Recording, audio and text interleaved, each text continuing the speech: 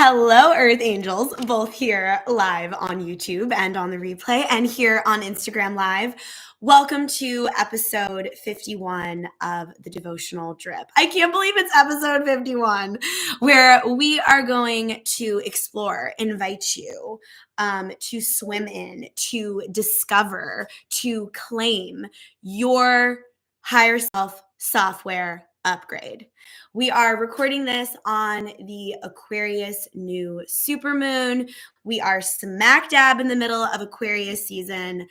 Aquarius is a fixed air sign. Fixed signs fall in the middle of the season. And we're also in lunar Imbolc as well and approaching the lunar new year tomorrow. And we will be entering the year of the dragon. We have a lot of dragons, a lot of butterflies, a lot of angels, a lot of winged ones here in this coven. So give me a little shout if you like the dragons, if you kind of feel like a dragon. If you're feeling that dragon, fiery, phoenix energy of like maybe the past couple of years turned you to literal ash. Hello. And now you are ready to rise.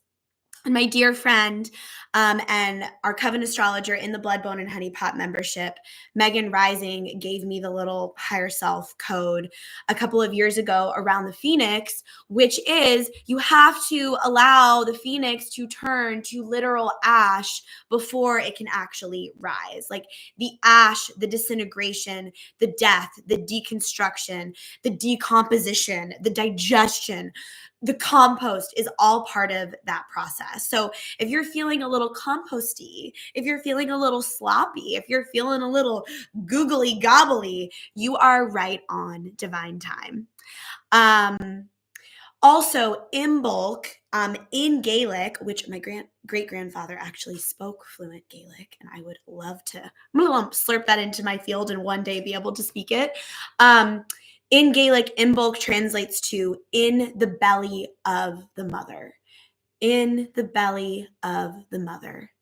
At this time, at least in the Northern Hemisphere, and maybe this is true for you whenever you're catching this episode of The Drip, because I trust that your higher self is guiding you to this transmission in divine timing and always, always. But especially if you're catching this in the middle of winter, like we are seeds, we are baby seeds gestating in the soil with all of our potential. And there's actually this surrender into the stillness and the gestation and the churning and the moving. And again, like this word digestion is coming up in the belly of the mother so that when it is seasonally appropriate to emerge, we can do that come spring. But something I've really needed to surrender to, open up to, living in a freezing cold place like Ithaca, New York, is really embracing the seasons. Like it has been such an upgrade for my consciousness to not work against what the weather, what Mother Earth is offering. So no matter where you are in the world, may we all let ourselves just gestate a little bit more in the belly of the mother. It's so against our programming, right? It's so against every piece of software that's been installed around you're behind, keep up, move faster. It's already February, Q1. And we're in the new earth frequency, we're working with a quantum energy now. It's not so much like how it was in 2019 or 2018 or even 2020 when we were shifting in a huge way intergalactically and very physically here on planet Earth. One of my teachers keeps just repeating this reorientation to time around 6 months. Like what used to happen over the period of 6 months is now happening in 6 weeks. Like the Earth grid has sped up. But that doesn't mean that we need to speed up. I actually think that there is a deep divine impulse to actually be in the radical self-love it requires to not like slow down in opposition to the speed up, but just like find our unique pace and rhythm. Aquarius energy is about the collective, right? The collective exchanging information through the mycelial consciousness upgrades. Like we've got the large sort of network getting all these upgrades, but then we also, as our own unique channel and translator, we are receiving the information that we need to receive to then plug into that overall network. And if we're moving against our own rhythm and our own pace, how are we going to actually like receive what is ours, the way that we are meant to move? And it is such like a mind fuck for the part of us that literally has been trained to open our phone, look at social media, see what the people we admire are doing, and then try to like carbon copy that. I mean, especially for like the neurodivergent, traumatized folks in the coven. Hello. I don't know about you, but like that process of like checking and seeing like what everyone else is doing and like if I'm on track, like that like sort of grasping outside to orient self was such an original part of my programming that kept me alive. So there's been this reorientation to living from the center, living from the core, living from my code. And I really want to just imbue that into today's transmission. Episode 50, we actually talked about expressing and embodying our unique code. So if you want some more juice around that, that's there for you. And in today's transmission, I really want to focus on what code or codes are you committed to installing within you? Like we talked about at the beginning, I think it was before we started recording on YouTube, like so many people are sick right now. I've also been moving through so many waves of my body, just like purging, clearing, snot, like all of the fluids, like blah. And what I've been feeling around that physically, psychically, emotionally, spiritually is like it's like the clearing of the files on the computer. Like we got to get rid of the stuff. Like even the snot holds old information. Even the exhale of our breath holds old information. So we got to get rid of the stuff. We could even call it a healing crisis so that we can create space for the new agreements, the new programs, the new ways of being that we want to claim for ourselves so that what we can show up to plug into the network from a really centered and rooted place. What's my code? What's my program? What's my rhythm? What's my resonance? What's my essence? How can we show up in that as the offering?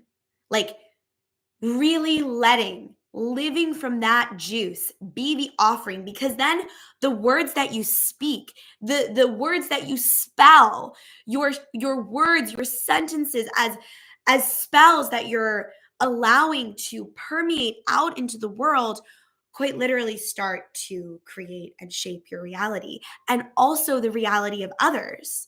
Because what we say, what we speak, how we express, what we emanate not only impacts like the field through that larger exchange of information that Aquarius is so interested in, like through the larger supercomputer of the collective, but also the people that we're intimately interacting with, our animals, our familiars, and then ultimately the parts of ourselves that are always listening. So to claim our higher self software upgrade is to also claim that we have a divine right to be in the witness consciousness, to take that bird's eye view, but also deeply in the belly of the mother, like intestinal gut eye view of what's unfolding for us.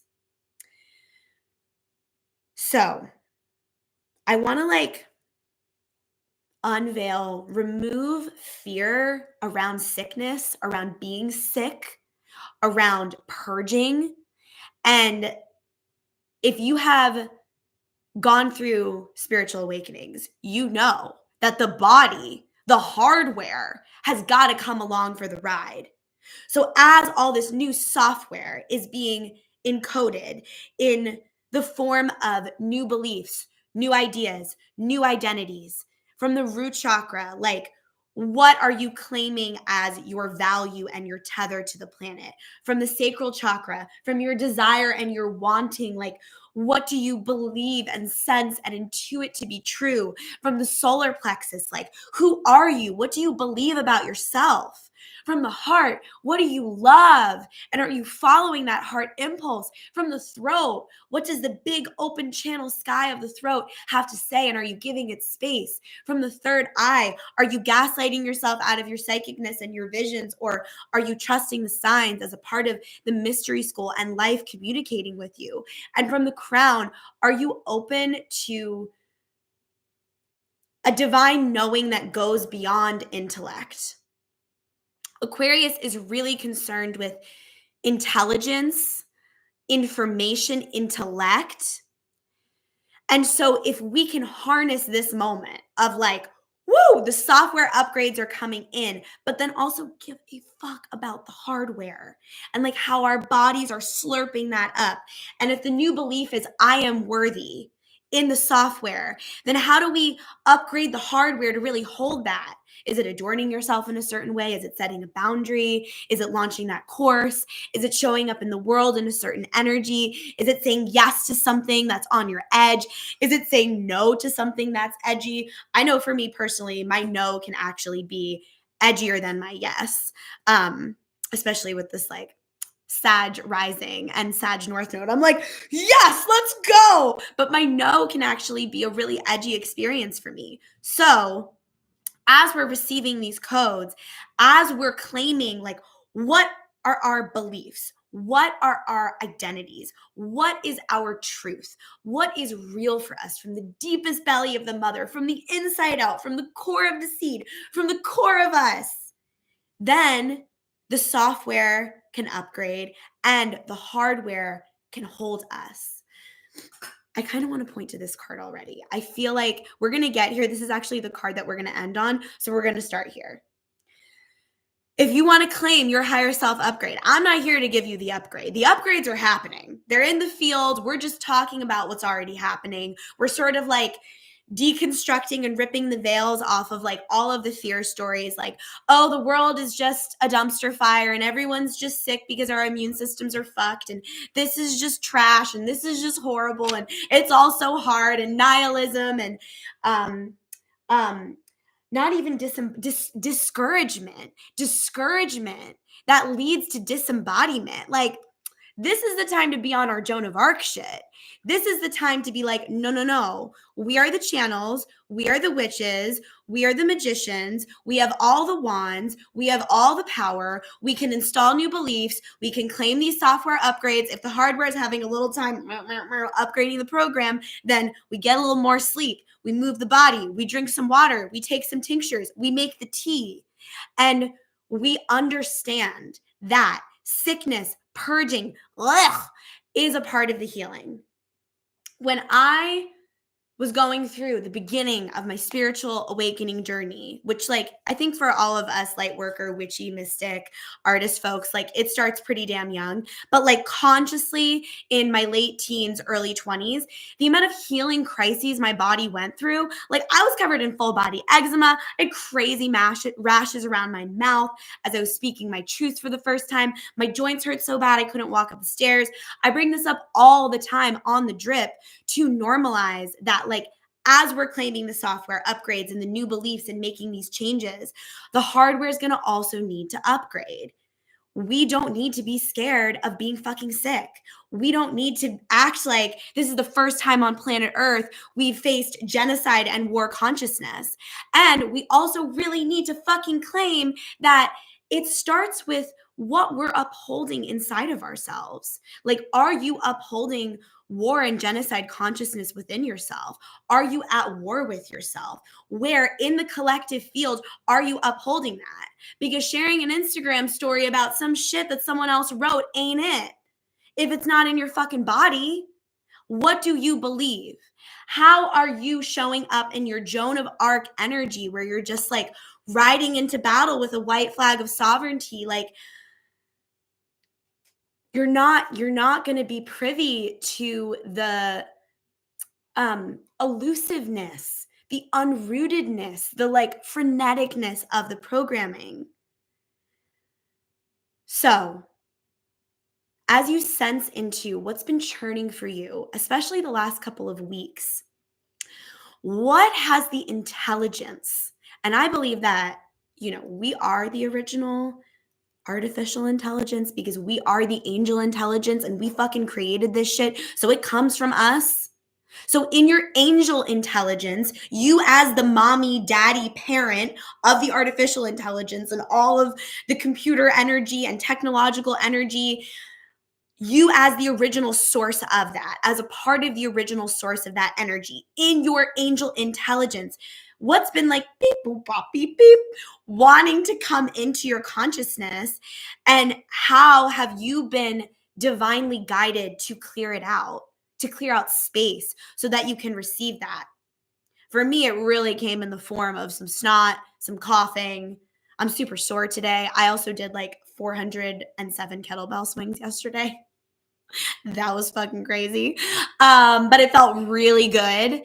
And I think that's maybe why I'm even in that Joan of Arc, like hardware energy. And actually, Max, my husband, said to me earlier this week when we were on a walk, he's got an Aquarius moon and rising. And I was telling him about this episode of The Drip and like what was coming in around it. And he actually said, I feel like in order to claim the software upgrades and like the codes that have been coming in for me, I actually need to like update my hardware first. I was like, that's so interesting. And that makes sense, right? And then I also have worked with clients and I've been in this space with myself where it's like, oh, well, I have to do this first before I can. And my response to him was, that's so beautiful. What powerful wisdom. And also maybe just playing with a new belief, like I am worthy, is actually going to inspire the hardware upgrade. It'll inspire the morning walk, or it'll inspire the morning journaling. So get into your supercomputer self. Know yourself as an angel, as an animal, as an alien, as a human. We talk a lot about the transmission of Mary Magdalene here in this space. And her offering to the planet was, you get to be your fully human and fully divine self at the same time. And you get to be a bridge between parts of your consciousness that feel disconnected. This is that like parts work. This is that like shadow self, higher self. I even want to say like it's like that shadow self. I guess we can say shadow, yeah. Shadow self, higher self merging. But I don't want to like say that the shadow self is like in opposition to the higher self, because I actually believe it's just the multi-dimensional self, 1111 on the time. Like, it's not about integrating and getting rid of the shadow. It's about embracing it. And I also don't think I think there's been like a misinterpretation around the shadow as simply the parts of ourselves like we've denied, or like the parts that like aren't quite up to par. But I'm feeling like the energy of Inanna and her going to the underworld and like having to take off items at each of the 7 gates of her consciousness awakening. And then she has to like hang her old body on a meat hook before she ascends and, becomes this integrated self. But even in that, there's like we don't leave ourselves behind. Like maybe there's some hardware information. Maybe there's some like purging, spiritual diarrhea, snot, rashy stuff, like very physical stuff we leave behind. Catch the phlegm. But we carry the essence forward. Like we emerge with our whole selves in our healing. It's like the more I get into my healing and the more I work with people in these like deeply spiritual, shamanic, somatic spaces, it's a gathering, it's a holding, it's a like I'm really feeling like, oh, just getting inside and down in the belly. And maybe that's because Aquarius can activate us so much in the mind. There's going to be like a bunch of planets in Aquarius as of the next couple of days too. So if we can really just like bring the code, bring the download down, like wherever you are right now, give yourself like a couple swallows and like feel your pelvic floor and just move the information down through your body. Like have given yourself a good like snake through the spine today. Aquarius, if we want to show up in service to the collective in this Aquarian code, we got to connect our minds and our bodies and remind our minds that they're here to be in service to the intelligence and the wisdom of the body. It's actually not the other way around. The heart is actually more of a thinking brain than the brain in our head is. Like the heart is this intelligent, sentient, thinking creature organ within us. And this other organ can bow to our hearts in the process of integrating all the parts. Like we got to hold all our parts in our little heart basket, you know? Like my little bird, I used to have a bird growing up and he used to just like sit right in like my little heart nestle. And then when I got some cleavage, like he really was just like, well, I'm going to take a nap on this boob here. But like we can do that with ourselves. Like just really that feels like the somatic activation of today. Like gathering ourselves to the belly, gathering ourselves to the hara, gathering ourselves to the womb and the breast and the boob. And like maybe we can just like give ourselves a little breastfeeding, you know, a little nourishment from that deep. Sochi's liking that, she's wagging her tail. From that deep in the belly of the mother energy, holding ourselves fiercely, like licking the shadow self up and down and telling them like I'm even hesitant to be like, use the word integrated anymore. Like, what does that mean in this new energy of like, I think we're being called to be more chameleon-like more effervescent and fluid in our expression. So maybe it's not about integrating the shadow self. Maybe it's just like this like radical, yummy, ooey gooey, warm embrace. And Aquarius loves the freak, like loves the freaky self, loves the weird self, loves the parts of you that make you cringe. Because when we can lean into that cringe that maybe like commodified spiritual fucking Instagram wellness space would call the shadow self, but it's actually just, this is what I want to say about the shadow self. We're getting there.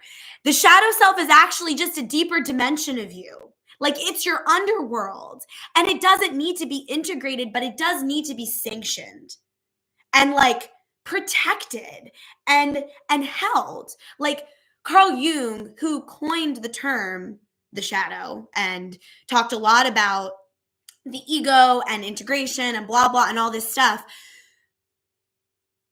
When you dive into his work, it really is about like going to the basement of your consciousness, not even to clean it out, not even to fix it, but to just be the fuck with it. But again, like in the same way that it's like the world is moving fast and everything's falling apart and like, oh my gosh, nihilism, wake up, chaos, share the meme that's negative, like, and how that almost becomes like cool and like culturally accepted. And then it's like, I want to belong to the group, so I don't want to be like too positive or too like this because all this stuff is going on. When we can just like let go of that and go into the basement of ourselves and hold ourselves like in our own bellies. And like maybe we just like live in the belly of the mother. I kind of feel like that's just a code I exist in all the time.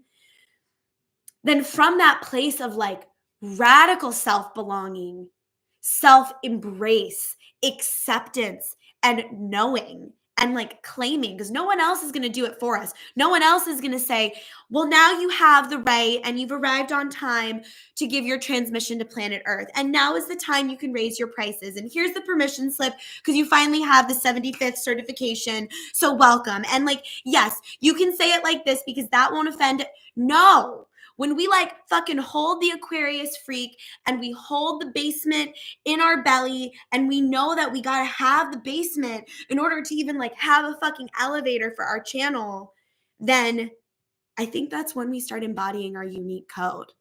Like all of the things that I leaned away from for so long in my expression, down to like performing, being on stage, all that was like a part of my very, very, very early training in the mystery school. Like started dancing at age 3, ballet, tap, jazz, modern dance, musical theater until 22, 19 hours a week, honey. But then I got real burnt out, needed some space, learned some other things in the mystery school, and now we're back. And what I'm realizing from re-entering performance art and being on stage again and just being in front of a lot of people and coming on Instagram more and like reactivating the devotional drip, I'm so thankful that I'm now a version of myself that can like hold the parts of me that I thought were cringe that are actually my fucking brilliance. And I think that's also what Aquarius like calls us into. And y'all, people call me cringe all the time. People do not like me. I am beloved, but I am also loathed.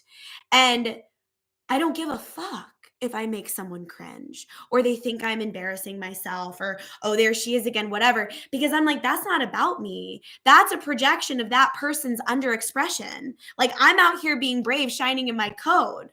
What about you? You know, it's easy to like make all the whisper comments from the comment section and from like around the corner and all the ways that we judge people who are in their power. It is a reflection to like where we are ready to like release the collapse of the cringe and express into who it is we actually are and what we're here to be. The amount of people that I do sessions with that are like, I really have like something I want to share, but I'm scared I'm going to say it in the wrong way. Or what if these people judge me and what gives me the right? And like, it's so, oh my God, I just want to like lick everyone from like toe to crown on a soul level around that because it's my like fierce mama bear belly of the mother in bulk transmission year of the dragon comes out. And I'm just like, who told you that you were a problem and that you were crazy? I literally said to a client the other day on a session, we just had like 2 minutes of me being like, you're not fucking crazy. You're not fucking crazy. I'm not fucking crazy. You're not fucking crazy. But no one else is going to claim that. Like I will sit here and I will tell you that a million trillion times. And if you want to come into a one-on-one session with me and really claim the upgrade, link in bio for all the things, send me a DM, we'll get you booked. But I will continuously say, shame is a program. You're not crazy. You are psychic. Earth is shifting. There is a great awakening. You have a purpose. You're here right on time. You're not behind. You're actually ahead. You're a golden child. That's why you feel like you're behind. You've actually been ahead this whole time. But the programming and the culture and the vibe of this world has been off and actually archaic. So you're living in the ancient future. You're living at least 5 years in the future. So that means that you're going to have to radically claim yourself because what is it to live in the future and be an angel alien? And be like, oh, I can upgrade my software and my beliefs and my programs, no problem. Oh, all this stuff is coming in to try to keep me in my fear body because that's how the powers that be have always used propaganda through the history of all time to enslave the masses, scare the masses, disembody the masses. We can hold the radical truth of what's happening and the radical ugliness and the radical gnarliness when we go into the basement. That to me actually feels like the real fucking shadow work. Not like, well, like all these ways that I show up that are like a problem and like maybe it's like my this and that and like it's too self-focused. Aquarius says, no. Like you're not the problem. You don't need to fix yourself. Let's actually focus on where you need to like uncollapse the cringe and express out a little bit more. And then like the shadow work becomes about like really, really peeling all of the eyes back and seeing what's actually happening and holding the bigness, huge hawk flying through the sky as I'm saying this, holding like the bigness of the grief, the genocide, the war consciousness, the addiction to suffering and the programming, holding that in our big belly, heart, womb space.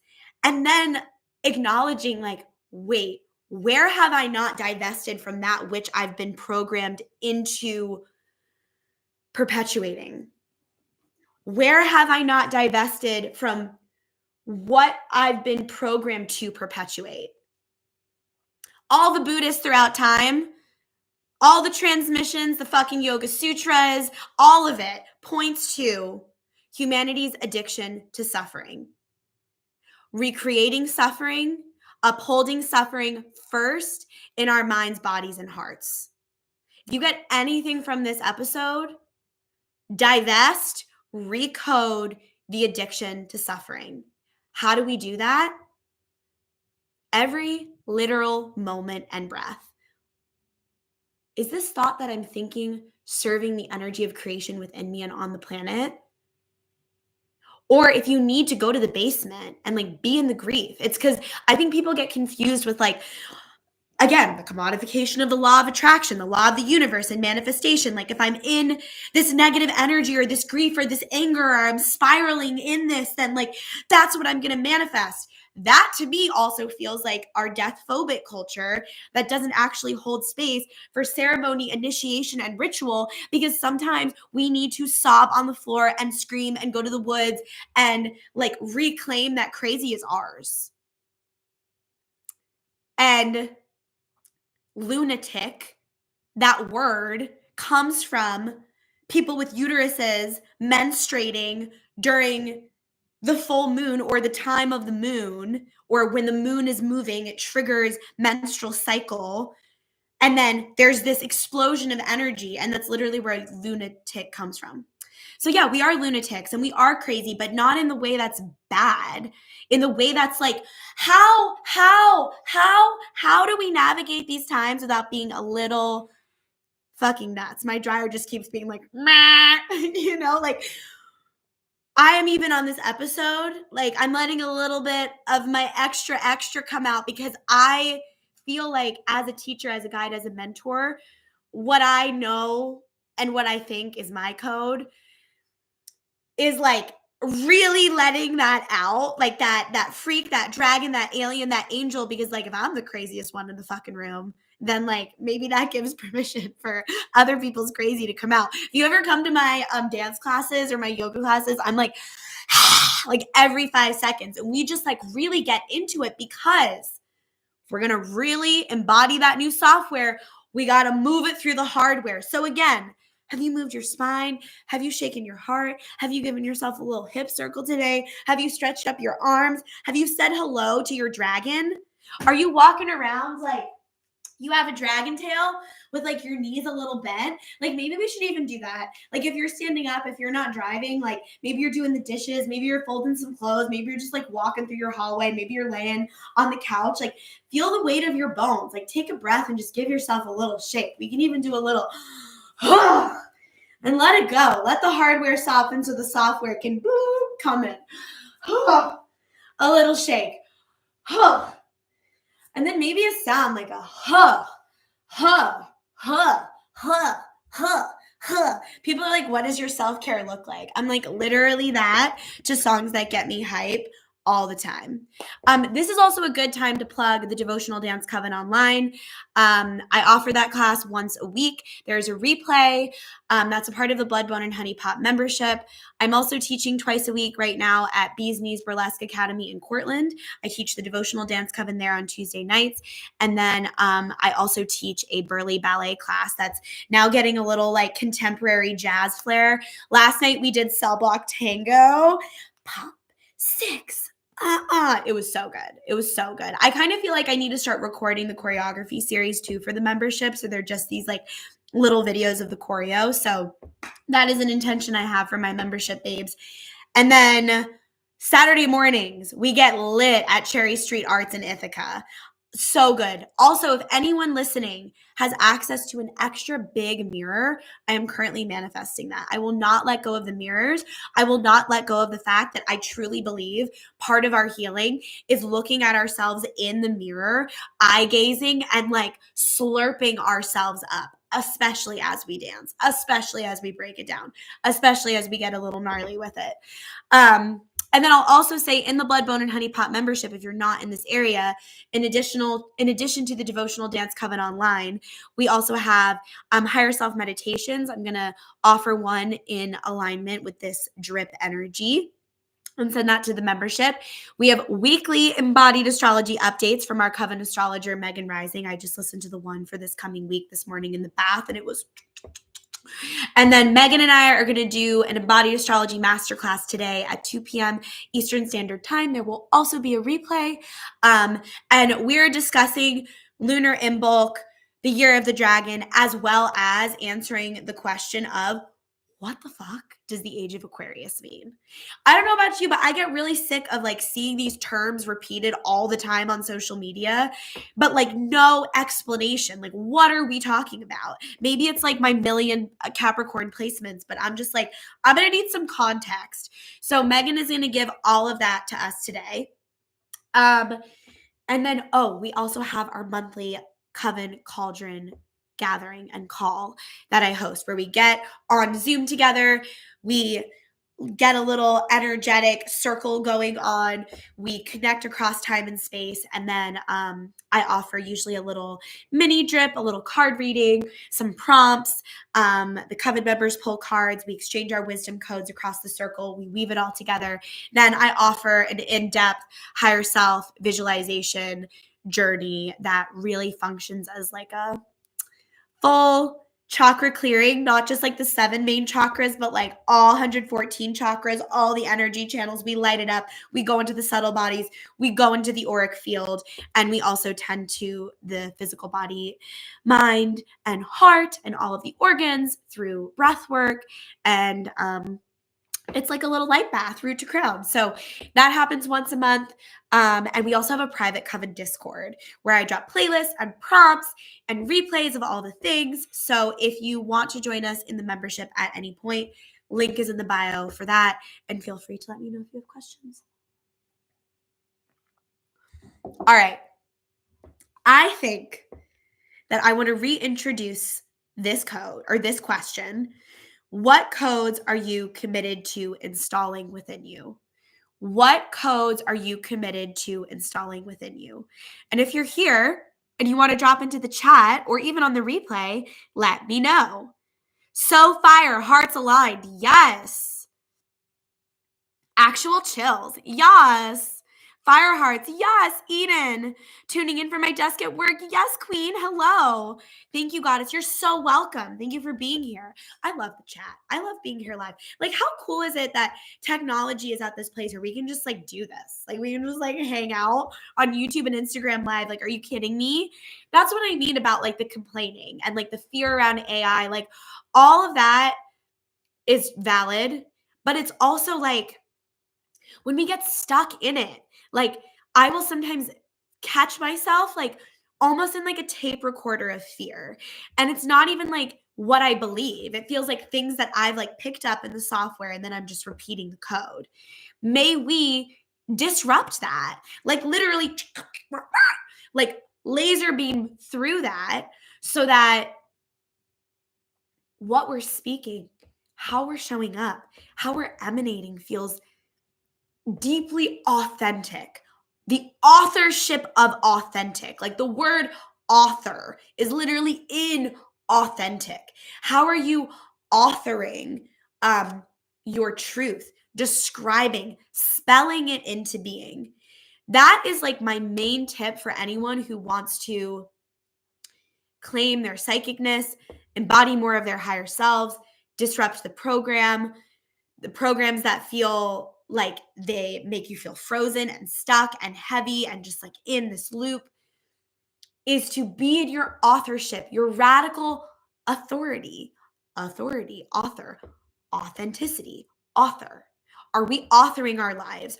Or are we reading the script from the phone, from the TV, from the computer, from people outside of us, and then just like repeating the script? Or are you authoring it? Are you authoring your code? Are you authoring your resonance? Are you deciding how you want to adorn yourself, how you want to speak, how you want to show up as a node in the function of the whole? We can't actually show up for the community care when we're dysregulated. Throat chakra clearing. That's another thing I see people talking about all the time. Community care, this and that. I'm here for it. I exist in a village. I go to Shabbat every Friday. Like, I am fucking here for the village and the community. I've got a doula consciousness and a midwife consciousness from my root to my crown. And what I also know is that because I've also done this, if you're trying to show up for the community care and like that consciousness in the collective from a disembodied place, and you're working from an old program of trying to earn and prove and gain worthiness and do it the right way and be a good girl or boy or person or whatever, it's gonna be disembodied. And it's gonna, like, it may not harm other people, but like, it is harmful to self because then you end up pouring and leaking your energy versus authoring. This is how I'm going to show up in a way that feels authentic. And listen, as like a recovering people pleaser, addiction to codependency from my complex trauma and like all of my history in this life and probably even some past lives. Y'all feel me? We got the past life card here today. I think some of these tendencies, because like literally almost everyone I work with will also come through with some like people pleasing tendencies, type related trauma. Like that is just so imbued, I think, in those of us who feel connected to the witch and the mystic and the light worker archetype and like showing up to serve and like healer energy. Like it's so real for us. And it's not from just this lifetime. Like these are tendencies that we have slurped up, not only through like our lineage here on planet Earth, but maybe our lineage intergalactically, maybe like other lifetimes where you were a part of different lineages. We've slurped up these tendencies as survival mechanisms. Like when I really get to the depth of my codependency, and I honestly don't even like calling it because like I just think again there's like too much commodification and pathology around all this stuff now, and it's like we can use these words and it sounds like, oh yeah, we've like heard that in the collective conversation, but like what are we talking about? So when I say my addiction to codependency, people pleasing, all of that, what I mean is like when I get to the root of one of my earliest programs, which is that I have to show up in a certain way, that I have to like preconceive and read the room and read the energy in order to be worthy and get the love. Like that is such a gnarly energetic exchange. That is so much overworking. That had me living in fight or flight for 25 years. I'm 31 now. I feel like the last like 6 years I've been like getting off the codependency horse. But it still shows up all the time. And like healing isn't linear. And something I wrote in my little journal here about today's episode was we need to, if we're going to upgrade the software, like if we're going to upgrade the software, it's so heavy. We've been carrying the old ball and chain of all of the addiction to suffering and the codependency or whatever your earliest program is for you, not just in this lifetime, but for lifetimes. If we are going to switch it up, reinstall, reprogram, claim what we want, what came through in the cards today is that we have to elevate in order to regulate. I think especially in these times, like we don't have to punish ourselves into liberation. We don't have to force ourselves. We don't have to bully ourselves. Like, sure, like you can. And again, it might not even hurt anyone else in the process, but this relationship that we have with ourselves matters. Like there's always little ones within us that are listening. In this moment, in this now moment, as your higher self, you are the mentor for all of your past selves. You are the mommy, you are the daddy, you are the mentor, you are the guide, you are the shaman, you are the wisdom keeper, you are the healer that invites all of those parts home. And today, with this reading on this episode, what came through for our first little like, well, I've already shown a couple cards, but like our first real instruction around claiming our higher self software upgrade is to pillar 1 of the 7 pillars of higher self embodiment, which we're going to have a whole episode about soon, but it is my 7-step process methodology that literally like knocked me out in 2019 I like got a migraine and then I was like knocked out into a nap in like a big chair in my apartment in Brooklyn, and then like woke up and had this like 7 code transmission of like 7 steps of how we can start to embody our higher selves. We keep it crazy around here, y'all. And the first one that came through was anchor. So anchor is connected to the root chakra. It's like what we're anchoring into, what we're claiming, what we're belonging, earth energy, all grounded down, like the belly of the mother energy, like really inside of yourself. What came through for anchoring so that we can claim our higher self software upgrade is play. I did a little video on a couple of these cards earlier this week, so you might have seen these show up in that reel or TikTok. So this is the elevate to regulate. So we got to anchor into play. We have to choose play. Like even when I was getting dressed today, even when I was coming on, even through like the channeling of this, like the energy feels like if I don't allow the play, the freaky, weird energy to move through right now, it does feel like chaining up. It feels like restriction. It feels like working against the current of the energy that's coming through with this new earth awakening, which is like the earth rejoices when we play.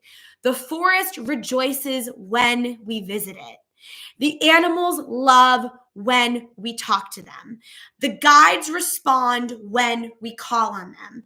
The angels want to watch our life like a TV show. Are you giving them something good to watch? Fuck the word good. Are you giving them something entertaining?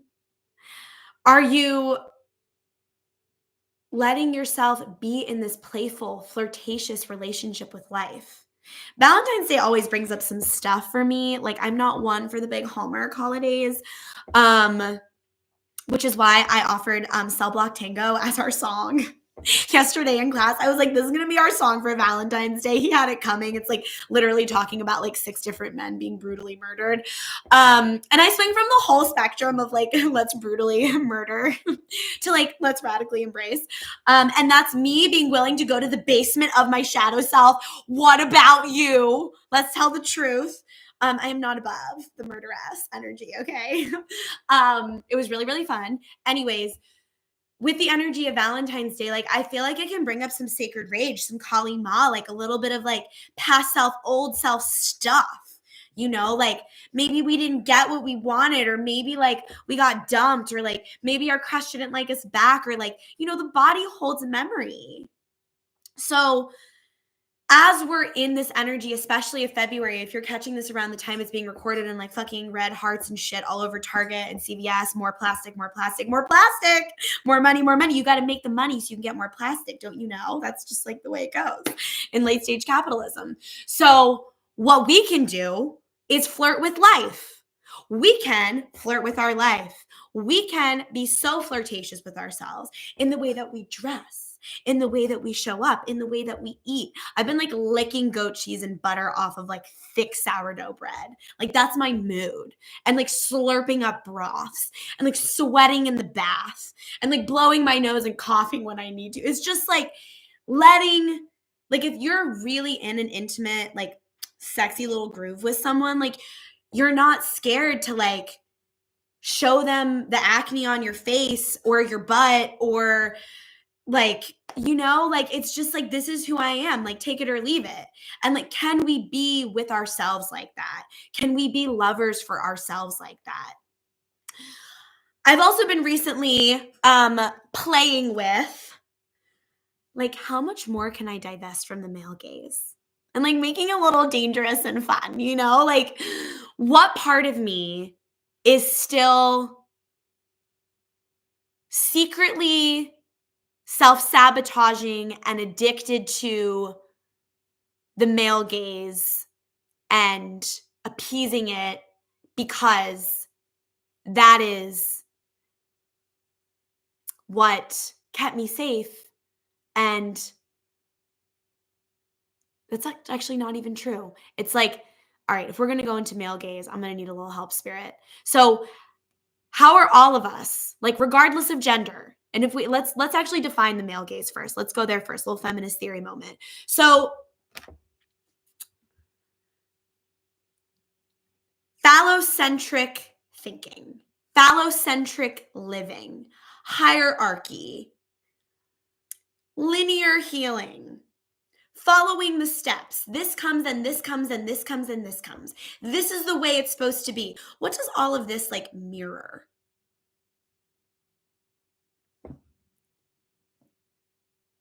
Womb consciousness, water consciousness, spiral consciousness, divine feminine consciousness, separate from gender and the commodified version of divine feminine, blah, blah, whatever on Instagram. That's like a neutral feed with like fucking pink roses. The real, feral, funky, freaky, divine feminine primordial energy that birthed the multiverse has nothing to do with gender or hyperfemininity or any of that shit. But what it does have to do with is spiralic consciousness. If the womb is what births, then the womb is also what taketh away. And as a death and birth doula, the death and birth process are very, very similar. There's like an opening and a closing, and it requires breath and it requires spiralic movement, like even down through the birth canal or in the death process, up and out through like the spiralic spinal fluid energy.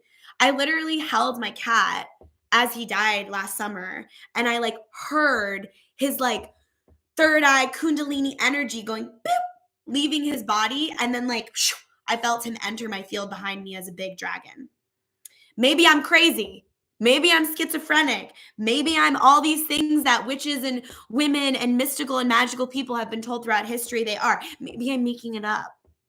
Or maybe this is just the level of intelligence that we have access to when we claim that we fucking love ourselves enough to like take a bite out of life and say, this is mine.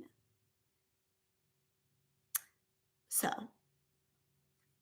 as we divest from the male gaze, let me just give you an example of how this recently showed up for me. I'm not one to like immediately share like experiences that I go through, like when I'm still going through them. I feel like through years of being like very public and doing all this shit on social media, I've become like a little more protective of that, but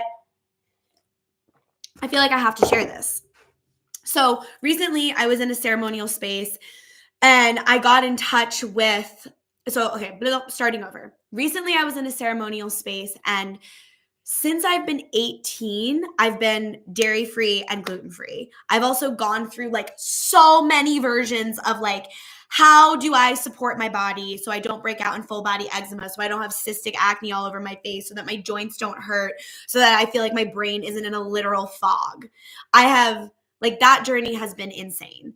And it also has been a part of my awakening and like loving myself, because I think there's autoimmune stuff in my family, but I think a lot of the like activation of like going over the inflammation threshold for me had so much to do with early childhood sexual abuse, early childhood complex trauma, as well as just sexual assault, abuse, rape, all the shit of my teens into my early 20s.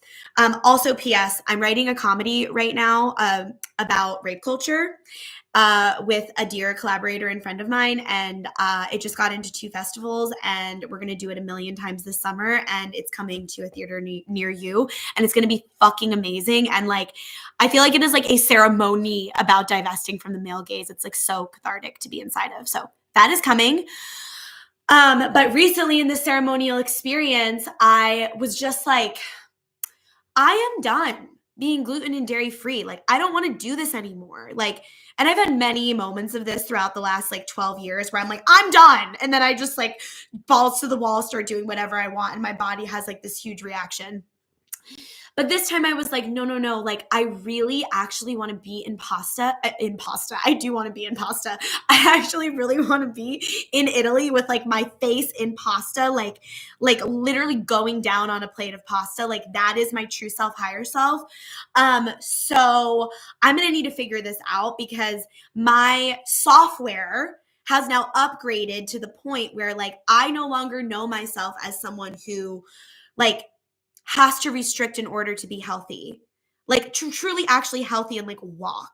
Like, there have been moments where I literally could not walk because that is how inflamed my body was. And check me out. I told y'all I did my kettlebell swings yesterday. Not only can I walk, I can like fucking, like we got a lot of, I used to even be scared to stick my butt out because of like trauma and assault. And now like I can stick it out when I kettlebell swing. And I'm also teaching like booty shaking and twerking all the time in my classes. By the way, little code for the twerk. We've been talking about the sacrum as a mouth. So you can just like let the sacrum eat up the compost, eat up the compost, eat up the compost, eat up the compost, and then maybe it really eats the compost. Maybe it really gets down. Okay, but this is all to say that at one point, like, my body was like, no, bitch, we're not doing that. So healing journey. I'm in this ceremony. I'm like, I don't want to be gluten and dairy free, whatever. And as I was integrating that over the last couple of weeks, I really started to come to this place of being like, oh, I think there's a part of me that's scared of going through a healing crisis again, because every time I've gone through a healing crisis, it's manifested in something so physical that's like pretty gnarly and like pretty not pretty, very like perverting the pretty, which also is like my thesis statement for all of my work and my whole life. But I could feel that there was like a fear in that. Like, well, what if I break out in a rash again? What if my skin breaks out? What if my joints hurt again? What if I physically change in this way that like is that feels vulnerable, like in the way that the snake sheds its skin and the way that the chrysalis is sloppy and vulnerable. And I was just like holding myself in that space and like investigating this over a period of days. And I was like, yeah, I think this is like the part of me that's like really actually ready to fully like release my tendrils from this like linear male gaze that says like it has to get progressively better. It has to look this way in order to be worthy and accepted. Like you have to be something in order to get this thing that you want, versus the true divine feminine consciousness, mother consciousness, like womb spiral water consciousness of the multiverse, which is like you were born worthy, period. You're worthy with a rash all over your body. You're worthy when your joints hurt. You're worthy when you can't. So for me, it feels like, how much deeper can I let the worthiness drip? And like, can I let myself be surprised? Maybe there isn't another healing crisis. Maybe there's not another shoe that's going to drop. And if there is, what another opportunity to just like radically fucking embrace myself from the basement to the crown. That to me feels like shadow work. Pasta play. Oh my God. Yes. Hi, honey. That one is so fucking hard for me. Oof. Yes. I fucking feel you. It's so hard for me too. But I think that's why we got to go to the basement if we're going to claim our higher self software upgrades. Like, it's that territory right now for each of us that almost feels like, that feels a little untouchable. And the male gaze doesn't want that, because the male gaze profits when we don't go there. When we just keep it risky enough, just to, but we don't like actually fucking get gnarly with it, I just looked outside and I realized that this tree that's right outside my window has like these two little like knobs on it that literally look like these like erect boobs sticking out. And it just feels like a yas. It just feels like a feral like yas affirmation from the tree. So that's my little most recent male gaze story. I'm not necessarily like bring on the hormonal acne, bring on the full body eczema, bring on the joint pain, bring on the dysregulated digestion, bring on the brain fog. But I am like, whatever it's going to require me to do in my body to eat the fucking plate of pasta out in Italy with $40,000 in my bank account, not because I give a fuck about capitalism, but just because I like to be generous and not be in a state of worry and panic and anxiety, then I'm going to do whatever the fuck I need to do to get there. That's my version. I'm manifesting 40 grand months right now. I'm just like letting my consciousness hold that. Not like an Instagram girly, just like because we can. Because we're also invited to the party. The freaks are also invited, you guys, okay? The neurodivergent, super multi-passionate freaks with like a million textures to their brands and passions and wands who, some men would be like, wow, what a feral expression of a person. Like, We get to claim that. I frankly love when some basic ass male gaze or male gaze like basic energy thinks that I am feral or disruptive or a problem. That's how I know I'm on the right track.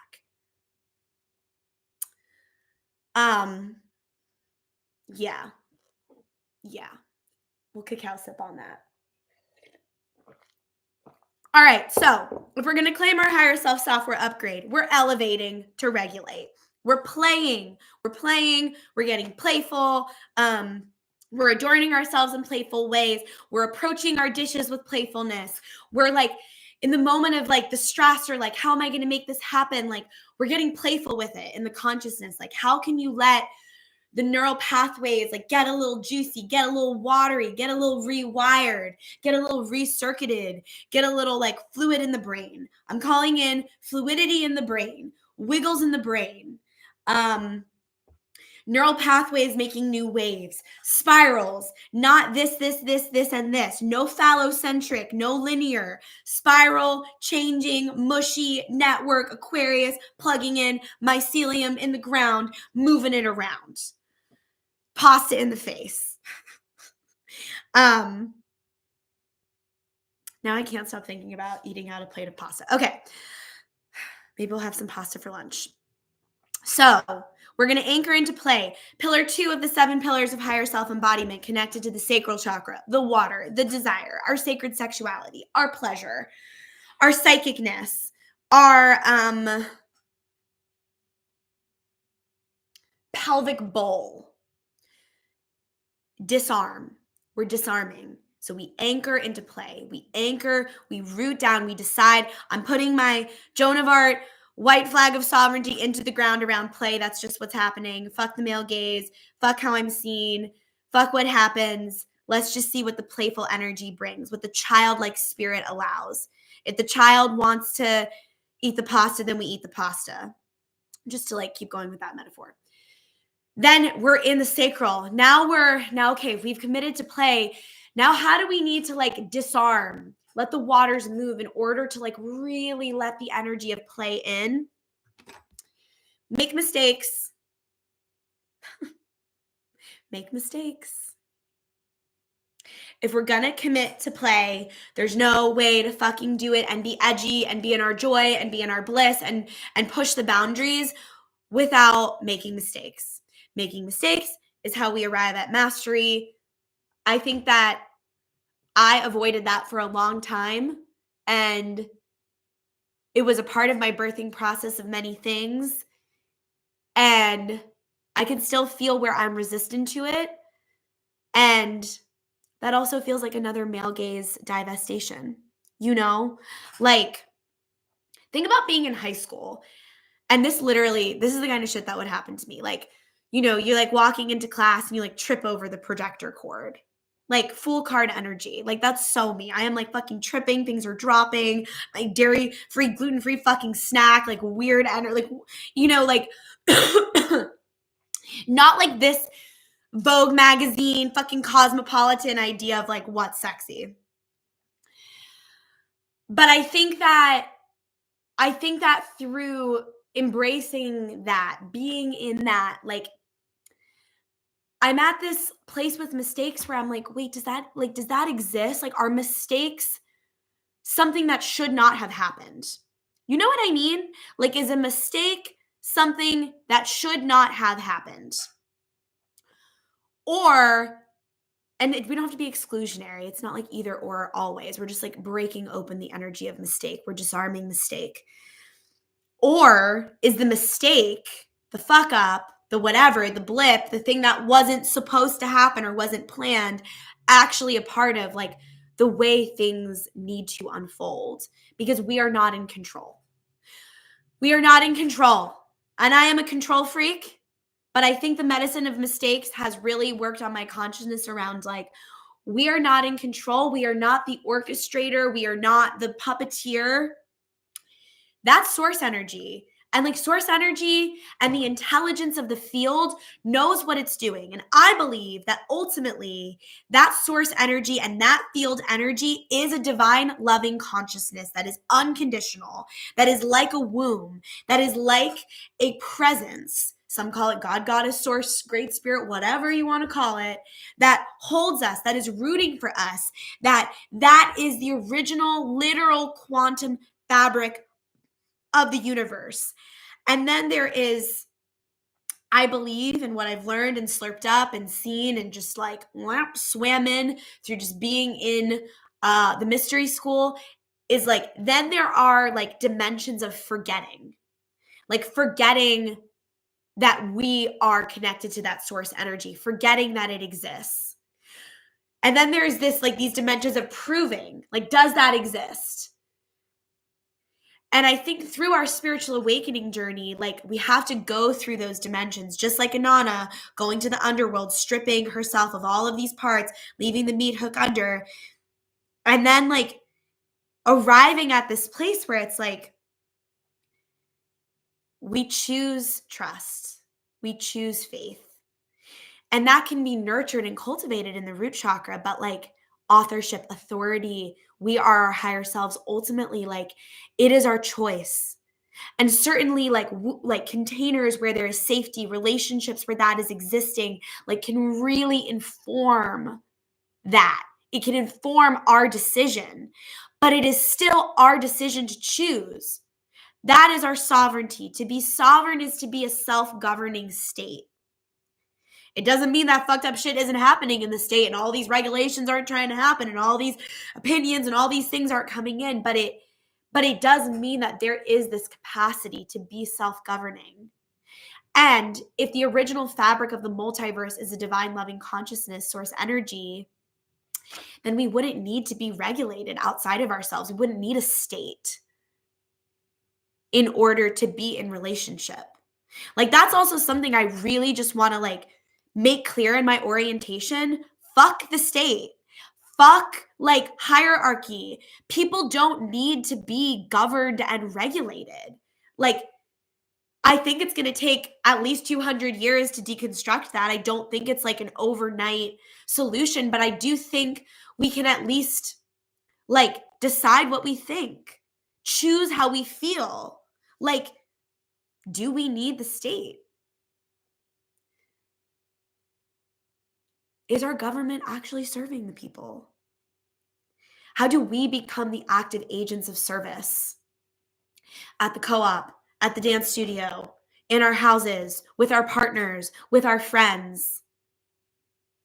And there's this vulnerability in like disarming our fear around making mistakes, around doing it wrong. Again, like the amount of people I sit in sessions with who are like ready to launch the next thing or share the next thing or express in this way or in their personal lives, enter this new relationship or new self-expression. And it's like, but I'm scared I'm going to do it wrong. I'm like, I fucking feel you. And that's a program. Being scared to do it wrong and fuck it up and not be accepted and thrown out of the village is some past life, ancestral trauma, this life trauma, and it's a program. We don't need shame. I don't think it's a natural human emotion. I don't think that it's a teaching tool. I don't think that it's helpful. I think it's very inflammatory. And I don't think it's ever solved anything. Like, I would love for anyone who's watching this live or on the replay or send me a DM. Like, if you think that shame is necessary and needed, holla. Because I really have been on this. Like, I get a little fixated, hyperfixation anyone on certain things. And I've been on this, like, shame is not a natural human emotion. It's not needed. And it's a program. So like, even if in this episode you were just like, what programs am I upholding through the emotion, energy and motion of shame? Like, where is shame the necessary grip that is the block and the portal to the next emergence of you? Oh God, we want your emergence. We want to see what you've been up to. How have you been gestating? What's been going on for you? How have the last couple of years changed you, transformed you from the inside out? Who are you now? I think Aquarius also gives us this invitation to like re-meet each other. And what if we approached ourselves in our relationships like that? What if deciding that shame is not a necessary human emotion and it's just a program also then allowed us to like meet each other in fresh energy every time? I think if we did that, then there also wouldn't be such a gripping around like, this is my boundary. My boundary. Everyone's talking about my boundaries, Well, my boundary is, and I'm like, yeah, I get it, as like a fucking person who's been addicted to people pleasing, I understand why we need boundaries. But then I go like quantum field with it, and I'm like, but what's a boundary on the quantum field? What if it's actually just like meeting each other in our sovereignty, respecting each person's orientation moment to moment, and knowing that the person that you met yesterday, meeting that same person today, like they may have gone through a whole thing in the dream realm and be a whole new person. Where are we so attached to like the security of needing to know where our boundary is, where the other person is, who they are? Like, can we just meet each other in radical acceptance of ourselves and each other as just organisms, as like life forms who are just like interacting, exchanging information, going into the field, like slurping it up? Like, maybe we can just all be a little less offended. And I say that as like a pretty salty witch. Like, it can get a little with it. What if we were all just like a little less offended? I also think it's not helpful to like go into like the like codependent narcissist paradigm, as much as I'm also like witnessing that all over social media. Like, that person's a narcissist and that person's codependent. It's like, where are we using pathology as a weapon? And what if narcissism just means a lack of higher self-awareness? Because anyone who I've experienced in that state, or when I've experienced certain states of that within myself, because none of us are impervious. Like, it's not fucking fixed. There's not good guys and bad guys. It's just like all happening. It feels like this like fixation and this like collapsed, like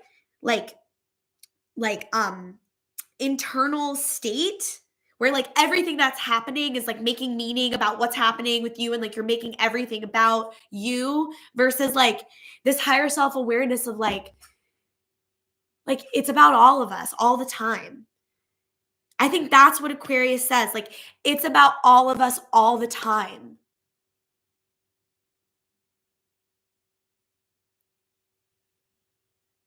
Yeah. And like, we can make mistakes.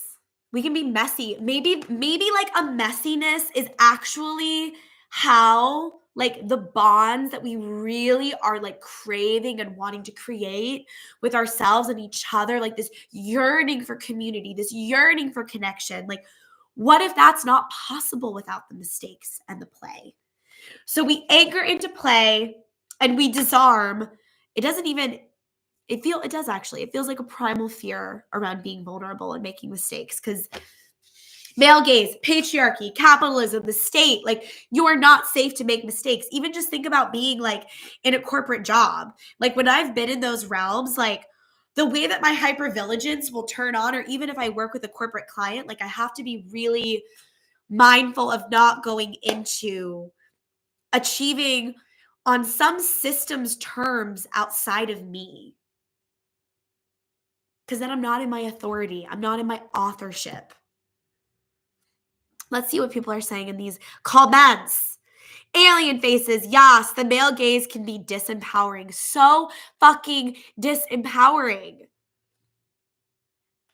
And like also hurtful to like people who identify as men too. Like, my like squishy mushy like darling partner, Max Buckner, like he is such a sensitive softy soul.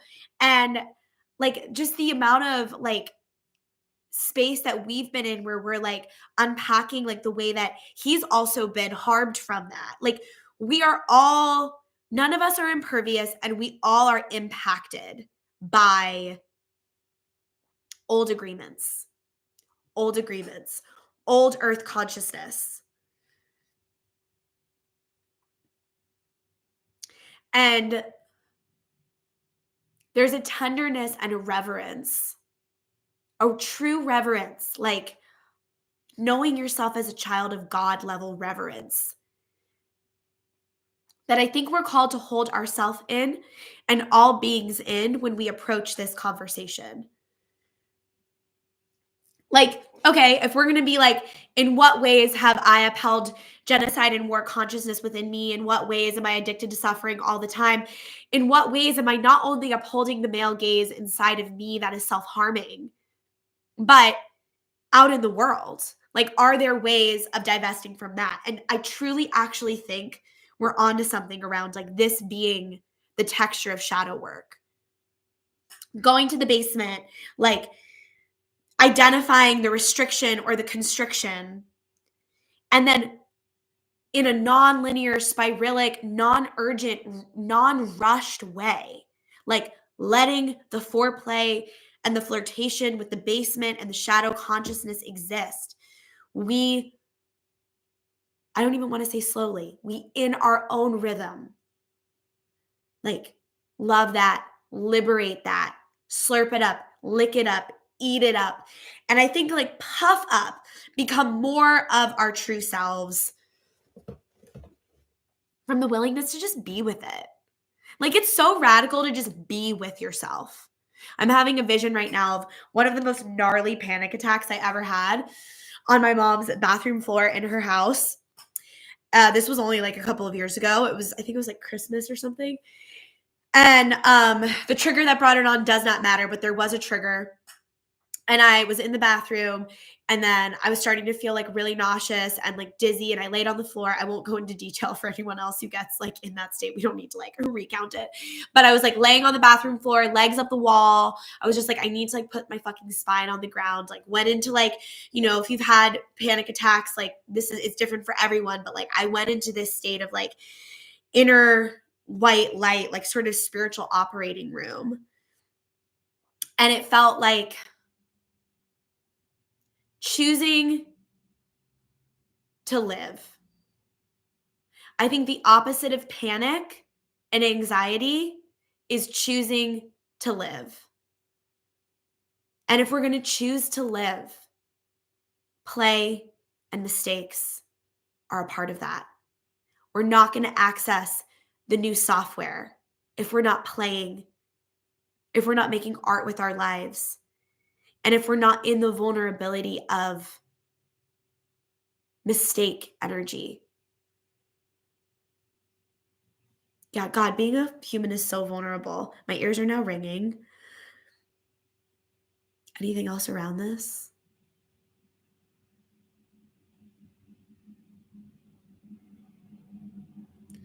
Yeah, it feels like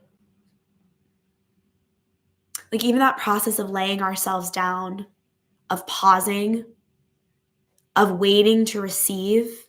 This feels like it brings us into the third pillar of higher self-embodiment in the 7 pillars of higher self-embodiment, which is witness, connected to the third chakra, the fire, our identity, our belly, our ability to digest our lives.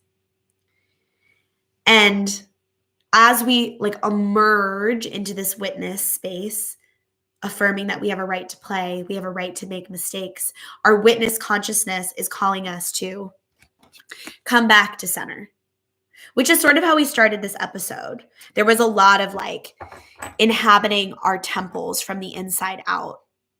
And oh my God, like truly, like this is me like post panic attack, like in a fucking fetal position.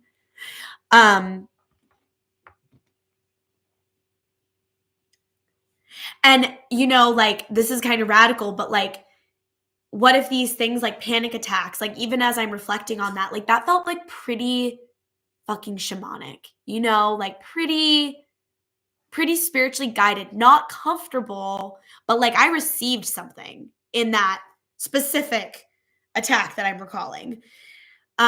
Maybe I can even not call it an attack, because like, what are we imprinting as we just like say these things over and over again, because that's what we've culturally accepted. Like in this very physical initiation triggered by panic energy, and anxiety, panic, and excitement all resonate very closely, like on a harmonics, like hertz, like frequency level. In that initiation, like there was a deep like drawing into my center. And I feel like every time, and maybe you've had this experience too in certain initiations, like sometimes the negative, dark, scary basement level initiations, feelings, experiences, all these things that we have all this pathology and labels for now, which I think can also be helpful in moments in our discernment. We just decide how we use it. Do we use it as a weapon, or is it like a tool for our liberation? Like there is this like draw to center, right? Whether it's a panic attack, or you're sick, or like it didn't turn out as you wanted, or you made a mistake, or you embarrassed yourself, or like whatever it is, like, oh, there's this like, maybe it's so divinely arranged that there is this like draw into center that we need, but it's not the like crystal wand, like festival version of that. It's like the Mary Magdalene, like Inanna, Carl Jung, like deep, like I'm going to go there within me, because if I don't witness myself here and come back to my center, then I'm just going to keep like reaching outside for the cues, which like I know is also like a super neurodivergent thing. I look for cues all the time.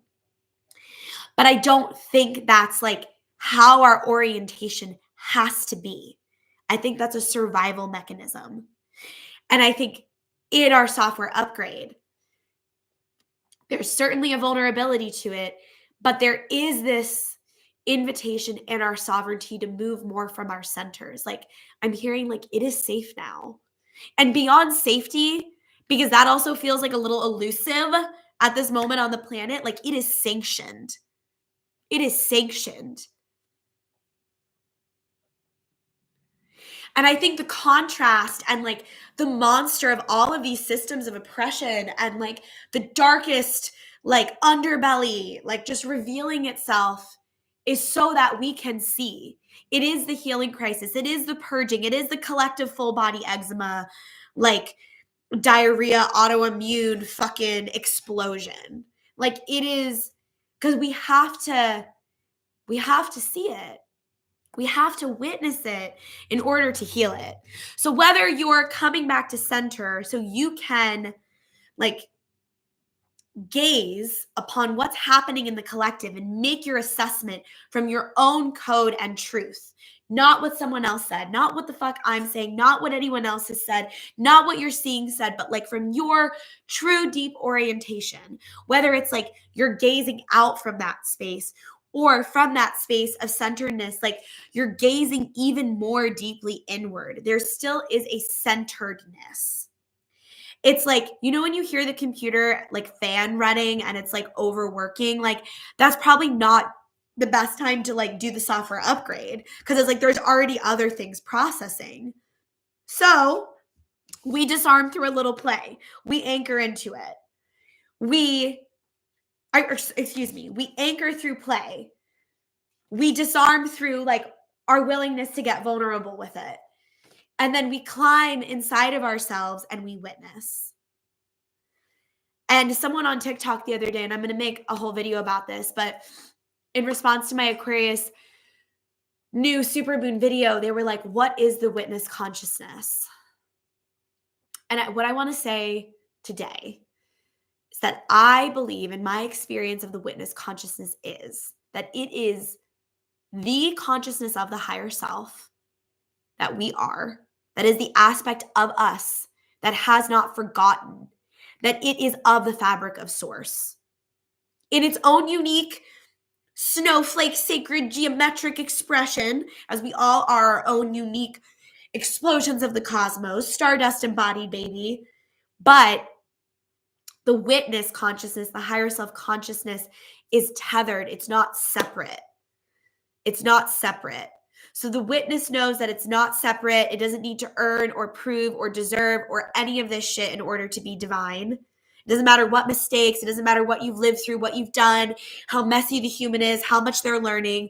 When we go into that witness higher self consciousness, then we can actually like hold the snotty baby inside of us.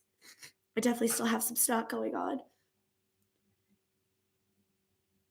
And like be the mama, the papa, the parent, and like hold those vulnerable, tender parts. Rockabye baby them. And I think the more that we practice that, the more that we also like discern like the different members like of our inner committee, of our inner circle. And a practice that one of my teachers offered me at some point on the journey is to sit down with that inner committee, like as the witness consciousness, as the higher self consciousness, as like divine mommy, daddy, like source consciousness embodied in your own unique expression, and like do a little round robin interview with like the parts and like who usually gets the mic, and like do you want to pass the talking stick to someone else, and like what's going on, and like what do the parts need. That really feels like this coming back to center energy, because maybe your inner committee has some information about the software upgrade that's been wanting to come in. All right, we're going to leave witness there. Actually, one more thing on this. If you wanted to, if you felt inspired, since we're in third chakra, witness, identity, belly, digesting ourselves, digesting our lives, coming back to center, if you were to imbue one I am belief, statement, identity for yourself in this new moon energy, what would you offer yourself? Big hawk flying through the sky again. From that witness consciousness, if you were to like just assess, like inner committee, what do you need? What do we got going on? What I am statement would you offer yourself? Feel free to share it here.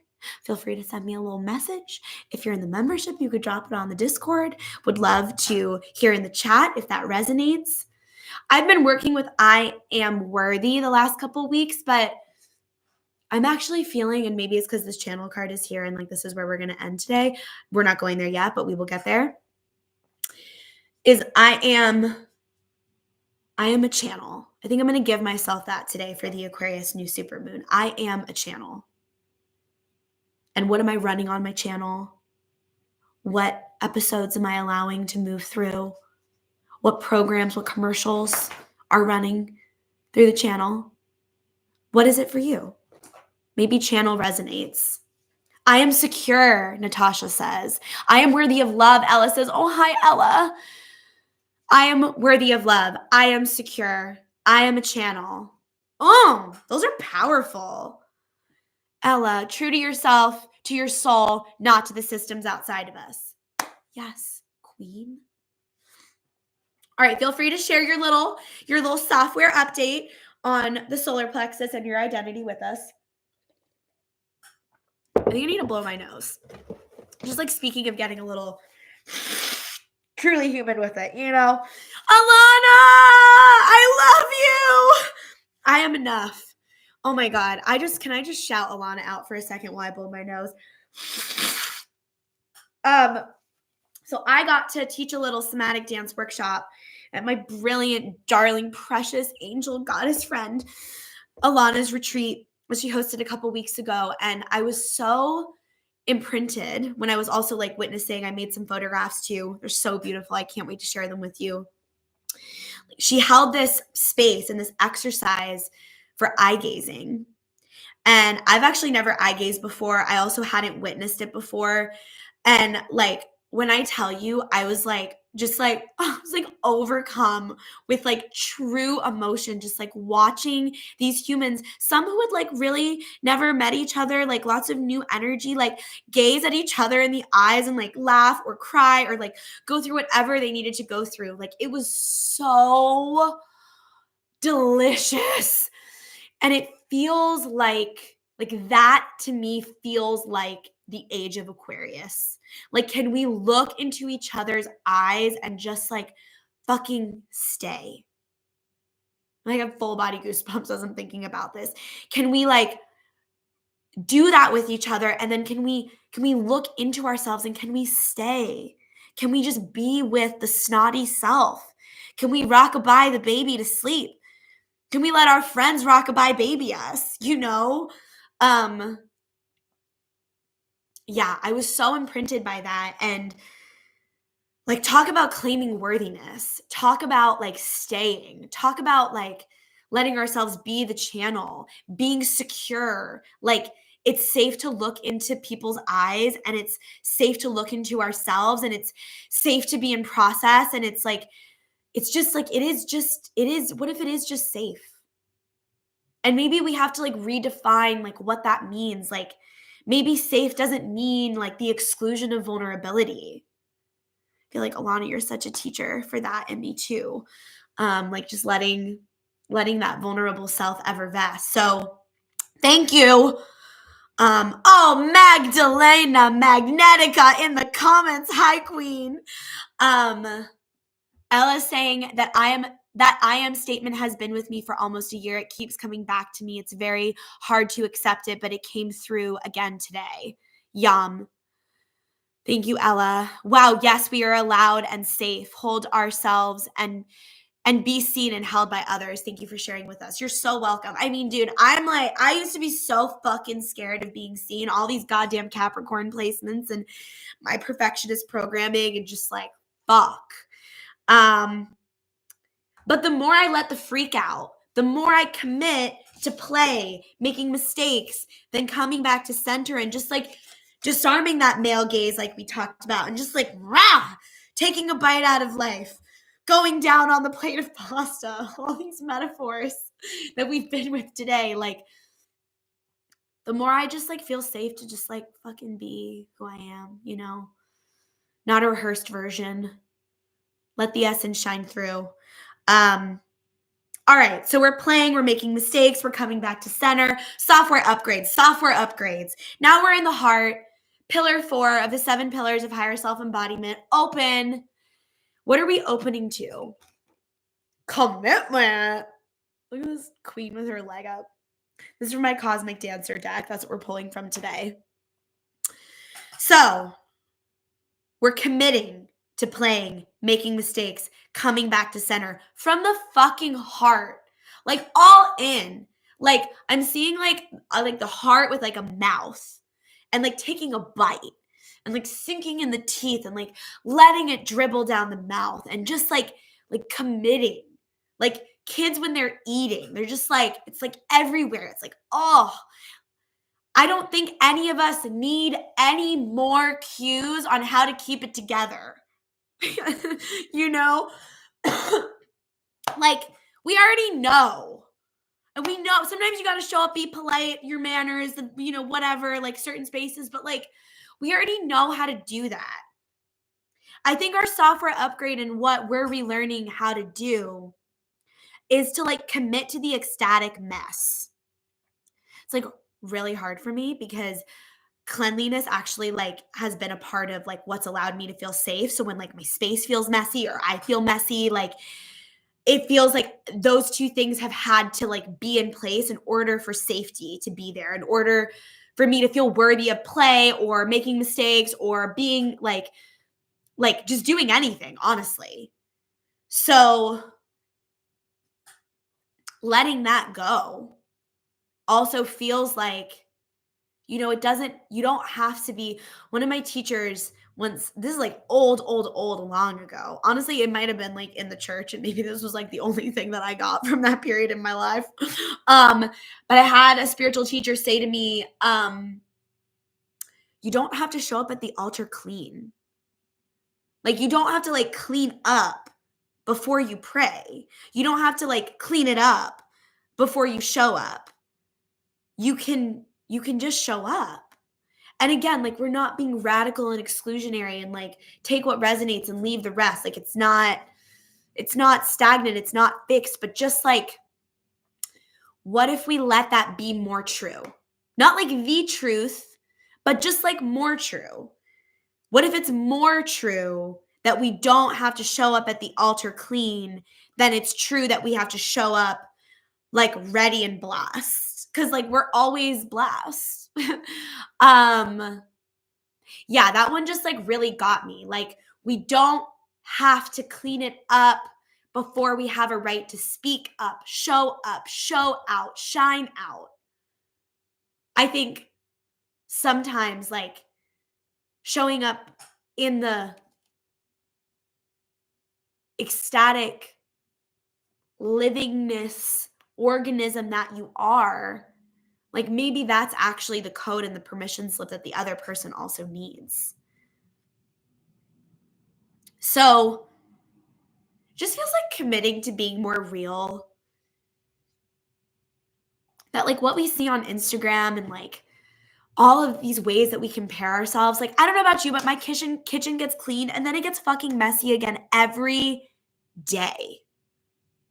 Like, I clean this house every day. And what if that's like not a problem? I resist that a lot. I try to like make that a problem and act like it's supposed to just like not get messy. But again, I think that's because, at least for my orientation, if it was clean, then it was safe. But safety with no conditions seems to be like a resonating, drum pounding message of this whole transmission. Megan Rising, our coven astrologer, who I'm going to be with at 2 p.m. on Zoom for the membership to talk about what the fuck is the age of Aquarius? What does it mean? How do we show up? How's it calling us to be? Is saying the prayer is the cleanse, darling. Like we show up to the living waters of the altar, and that's where the real cleansing is. Yes. Okay. So we're opening to just like committing to that. Committing to we that we are held, committing to the knowingness that we are children of source, committing to play, committing to making mistakes, committing to peeling back all the layers of our stuff so our psychicness and our gifts can shine through, committing to looking at each other in the eyes and also gazing within ourselves. And then we arrive at pillar 5, the throat, expression. So as we claim our higher self software upgrade,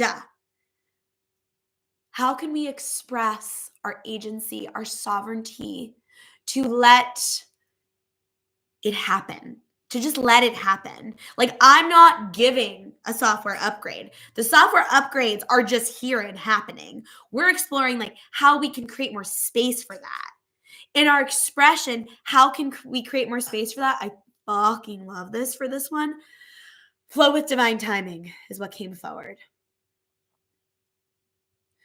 Okay, so let's just break it down. If we're expressing ourselves and thinking that we're behind, if we have an orientation and a program, and this was one of my like really old ones that still comes up a lot. And this one I also hear in sessions all the time with folks that I am behind. Like I am behind is the program, the old software, the installation, that helps, that is a part of the wheel of capitalism. Because if we always think we're a little bit behind, then there's an urgency, not only in the way that we work, in the way that we move, but also in the way that we purchase and we buy.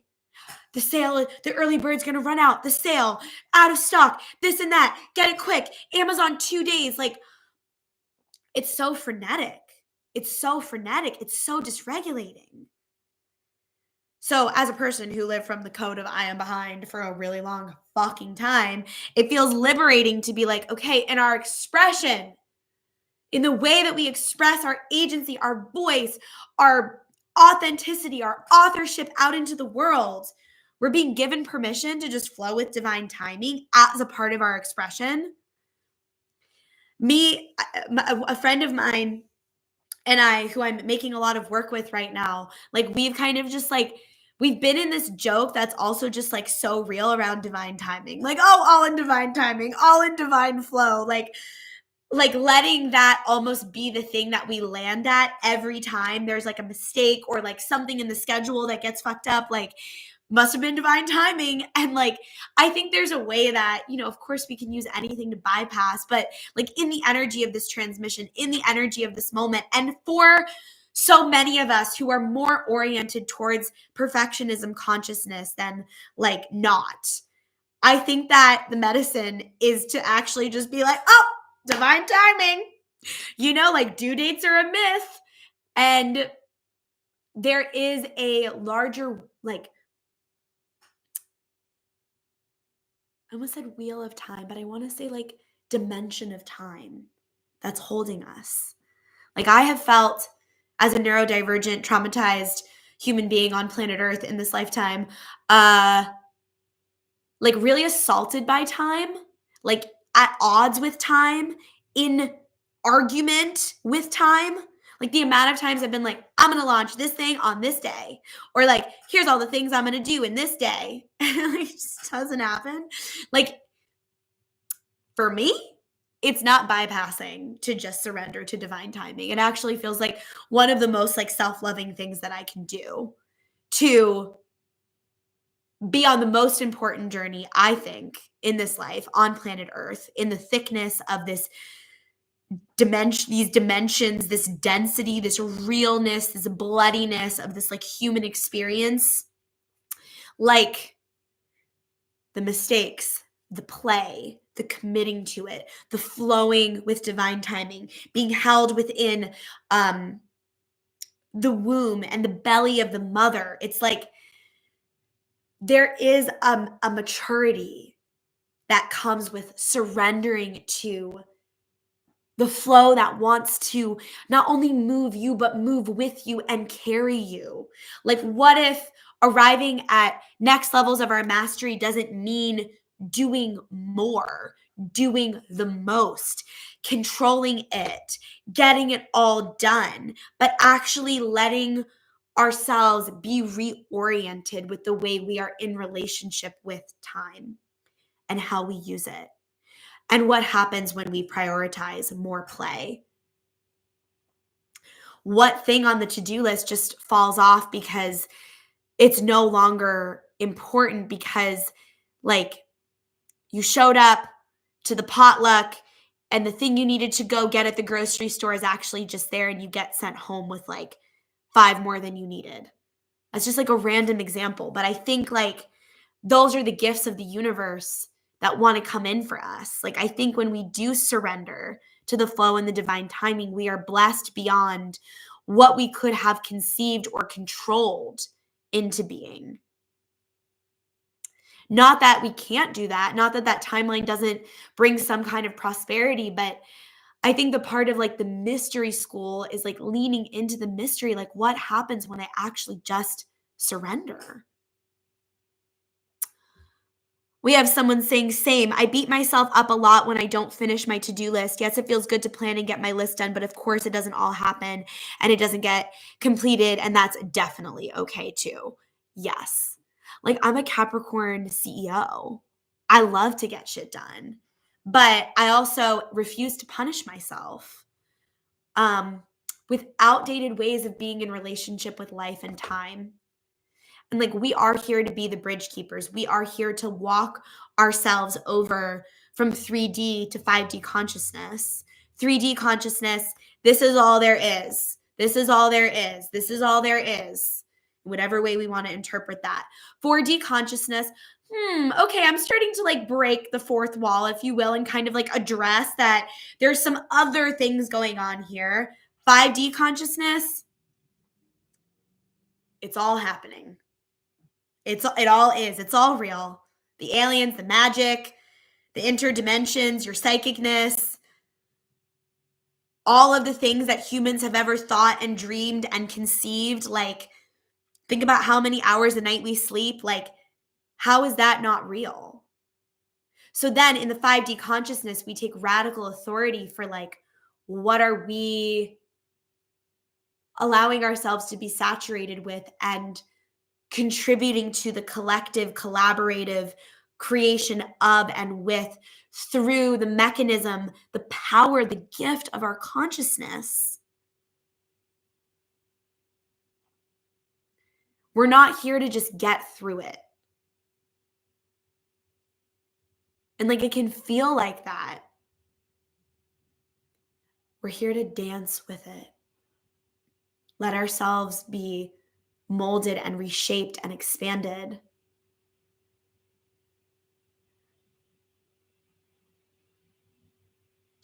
Flowing with divine timing feels like, in my body, trusting that source is real. Like no longer trying to prove that God energy is real, but just trusting that it is and riding that wave and seeing what happens. Like a radical embrace and orientation of magic is real. And I just keep getting this like, it is masterful, it is mature, and it is like the wisdom of the magical inner child. Like babies come out real motherfucking intelligent, right? Like they're so like beep, beep, beep, beep, little alien creatures, not yet programmed. Maybe they slurped things up through all of like the genetic exchange of information and all the energetic magic that's happening through conception and gestation. And then also all the imprint that happens through birth. But there's still like, it's like getting a new computer, you know, like there's space for files. And I think as we like go through these levels of spiritual awakening and like come deeper and deeper into our centers and like go to the underworld and emerge and go to the underworld and emerge and descend and ascend and descend and ascend over and over again, like we get rinsed enough times where like we reconnect to that like original intelligence, that baby intelligence. One of my teachers points to like the magical inner child, like, and the essence of that existed like before the trauma, and how we can work with that. She actually calls it the Phoenix Child. Kaya Ra, author of the Sophia Code, incredible transmission if you're looking for a new teacher, new book. Like, I love it so much. I'm talking about some dragon codes. Kaya Ra will give you some dragon codes, honey. But she points to the Phoenix Child as this like original aspect of our innocence that was not touched in our suffering. And we have like the divine right to fucking circuit into that part of ourselves and let it imbue us. Let ourselves remember that part as a part of our inner committee. Children love to play, to make mistakes, you know, to fuck around, to bang a pan and pour some shit on the floor and find out. Because there's a real authenticity to that curiosity, right? And there's a commitment. Like when you're playing with a kid and you're like in that zone, it's like, all right, here's the storyline. Here's what we're doing. And like we're committed to creating this alternate reality right now. This play. And like kids aren't concerned with time. Like remember how long you would be able to just like play? My neighbors and I used to have this ongoing game called Dogs. And their backyard was like a flush up to our backyard. So we shared like a little field in between us, and we had a trampoline, and we would just like be out there all the time in the yard. And my little brother got this set of little dogs for Christmas one year, like these little play dogs. And I had all the Polly Pockets and like little dolls and all these things. And we, for like literal, I think this went on for like 5 years. We created this like alternate reality and universe. And this game was called Dogs. When I tell you, we like played Dogs every day that we could for like 5 summers in a row. Like we would just be in the transmission of Dogs for like 8 hours. Like we're starting at our house in the basement. They had their little houses. We set it up. Dog mom, dog dad, dog parents, whatever orientation and arrangement there was, dog babies, Polly Pockets, everyone's got their own little house. They would like venture up the stairs and venture into the field, like Little House on the Prairie style, on an exhibition and excursion. Then we would like end up in their basement, and like then we're setting up a new, you know, house in their basement. We would just like be in this game Dogs for fucking like not even hours, but literal marathon days of dogs. I think I also dreamed about this last night. This is really interesting. This is coming in. And when I got to about, I think I was like going into 8th grade, talk about fucking male gay shit. And I was like, growing up in the South, like I thought it was like time to have crushes on boys and do all this shit. But I just wanted to play dogs and dolls and house. And I was like really kind of bummed that that era was ending. And I think that like when I go back to like my original play codes, it feels like where did we get like embarrassed and shamed out of that? Like I could have had crushes on the boys and the girlies. If I could have like had my bi awakening sooner, but like bless up to divine timing. More like pan awakening, darling. Like I am pan. Like Capricorn is pan. Like it is the archetype. But if I could have like had the crushes, and this is also really present in this energy today, this like sexual, sensual awakening, but also like continued to play with dogs and dolls, like that would have been so rad. And I feel like I'm being pointed there in my consciousness because it's like we can be these like sexual, sensual, dripping beings and also be like playing our version of dogs and dolls and gnarly and like in our kid expression and like playing and like I don't know, it just feels like breaking up fragmentation around like what's sexy, what's acceptable, what's honorable, what's socially a currency of exchange. Like to be in your freaky weird expression, to like masturbate, but also like play with dogs and dolls. I think is the healing that all of our preteens deserve. Like the inner child wants their own version of play. The inner preteen wants something else. The teenager wants something else. And the adult wants something else. And like there is this energy of like embracing like the energy of play also through our sacred, sensual, sexual expression. Like play is sexual. Like it's life force. Like I even remember like playing dogs and like a house or whatever it was and being like so invested in the play, like from my center, like so invested. And like I tend to also like really connect with kids. And like I think it's because like they can feel that I'm invested in the play. Like from my fucking like I am invested in the play. I'm invested in the magic. And that's how I also show up when I teach. And I think that there's something like contagious about it that I just want all of us to be infected with in our code today. Because if you're listening to this, if you're here, like there's a reason and you hold this energy too. You give this permission slip to people around you to be in that energy. And it is like so radical, so revolutionary, so needed. Like, yes. Like we don't have to shove down the play. We don't have to shove down our sexuality.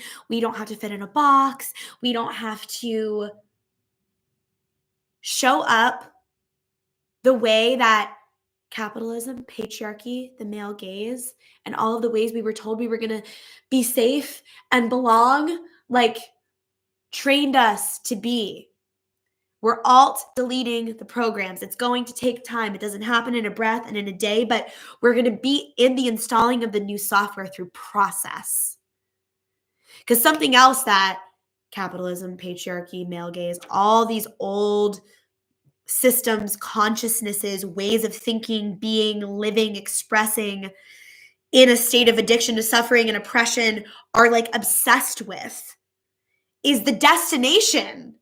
And us not being in process, honoring the destination, the fucking goal, or whatever it is, over the experience of the process. All right, we're just going to cut the belly open and get the baby out because the nurse is ready to like get off her shift. And like, this is just what we do. And all we have to look at is medical industrial complex, education industrial complex, prison industrial complex. The list goes on and fucking on to see how there is not only an addiction to suffering, but also an addiction to the destination, to just getting it done, getting it over with already. May none of us live our lives like we're getting it over with. That's what that crossing the list energy off feels like to me. And like just the fear of being behind and like whatever. Like the play is of the process. The play is of the process. The play is of the process. We'll end that part there. Oh, hi, Rebecca. Good morning, darling. Let me just scroll up and see. So much juice.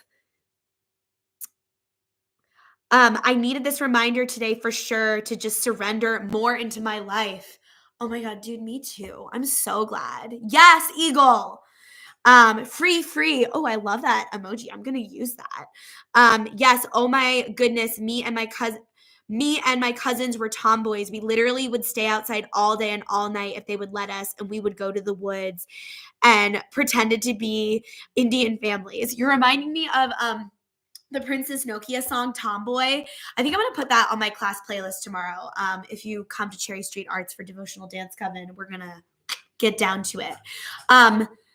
I just love that song. Shout out Princess Nokia. Shout out Tomboy. If you're looking for a song to dance to today, it's a vibe. I actually really feel like I'm in an activation of my inner tomboy, like over the last couple of years of like my very queer awakening and just like so many things like effervescing and bubbling inside of me. Like my inner tomboy is like really getting stoked up, like the fire of their expression. And it's just like, I think it's so liberating for all parts of us to like revisit aspects of our consciousness that we either really expressed or really wanted to express, and like inviting them back home, inviting them back in through the mechanism of play. I do that a lot through my adornment. Like some days I go super high femme and like the tatas are out. Some days I'm like big ass t-shirt, big fucking baggy pants, listening to Princess Nokia with the beanie like in it. And I need all of it. I'm just like, I need all of it. I want all of it. I want the smorgasbord. I want the charcuterie board. I want the spread. I want all of it. I want to taste all of it. I want all of it. And that's my code. My software upgrade, I think for the last decade has been like letting myself have it. Letting myself have it after so many programs around restriction. Oh, yeah.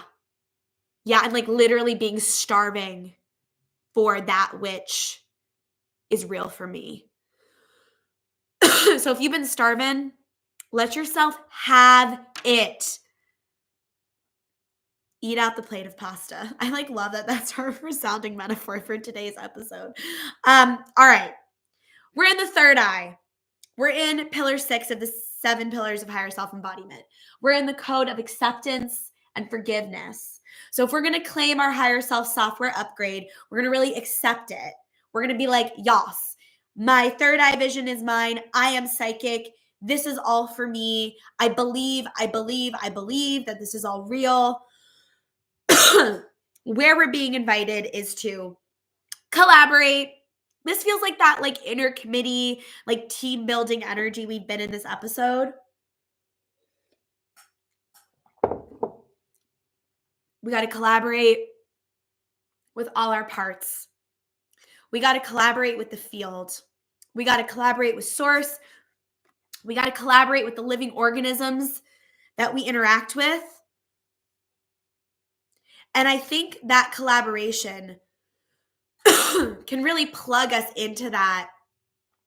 Like I just keep seeing like a neural network of like different nodes connecting. And like we don't need to work for the transmission. Like even this whole time I've been channeling, it's like you see me talking with my hands a lot and I'm like in my body because it literally like it feels like the information moves through me and I have to like let the hardware like slurp it up in order for it to happen. And it just feels like a collaboration. Like, am I willing to receive? Am I checking the voicemail? Do I believe at like a foundational belief that I am a channel connected to source, as I believe every single fucking person on planet Earth is? I believe we are all channels. We are all psychics. We are all blessed with our own version of that interdimensional giftedness. And when we really claim that belief,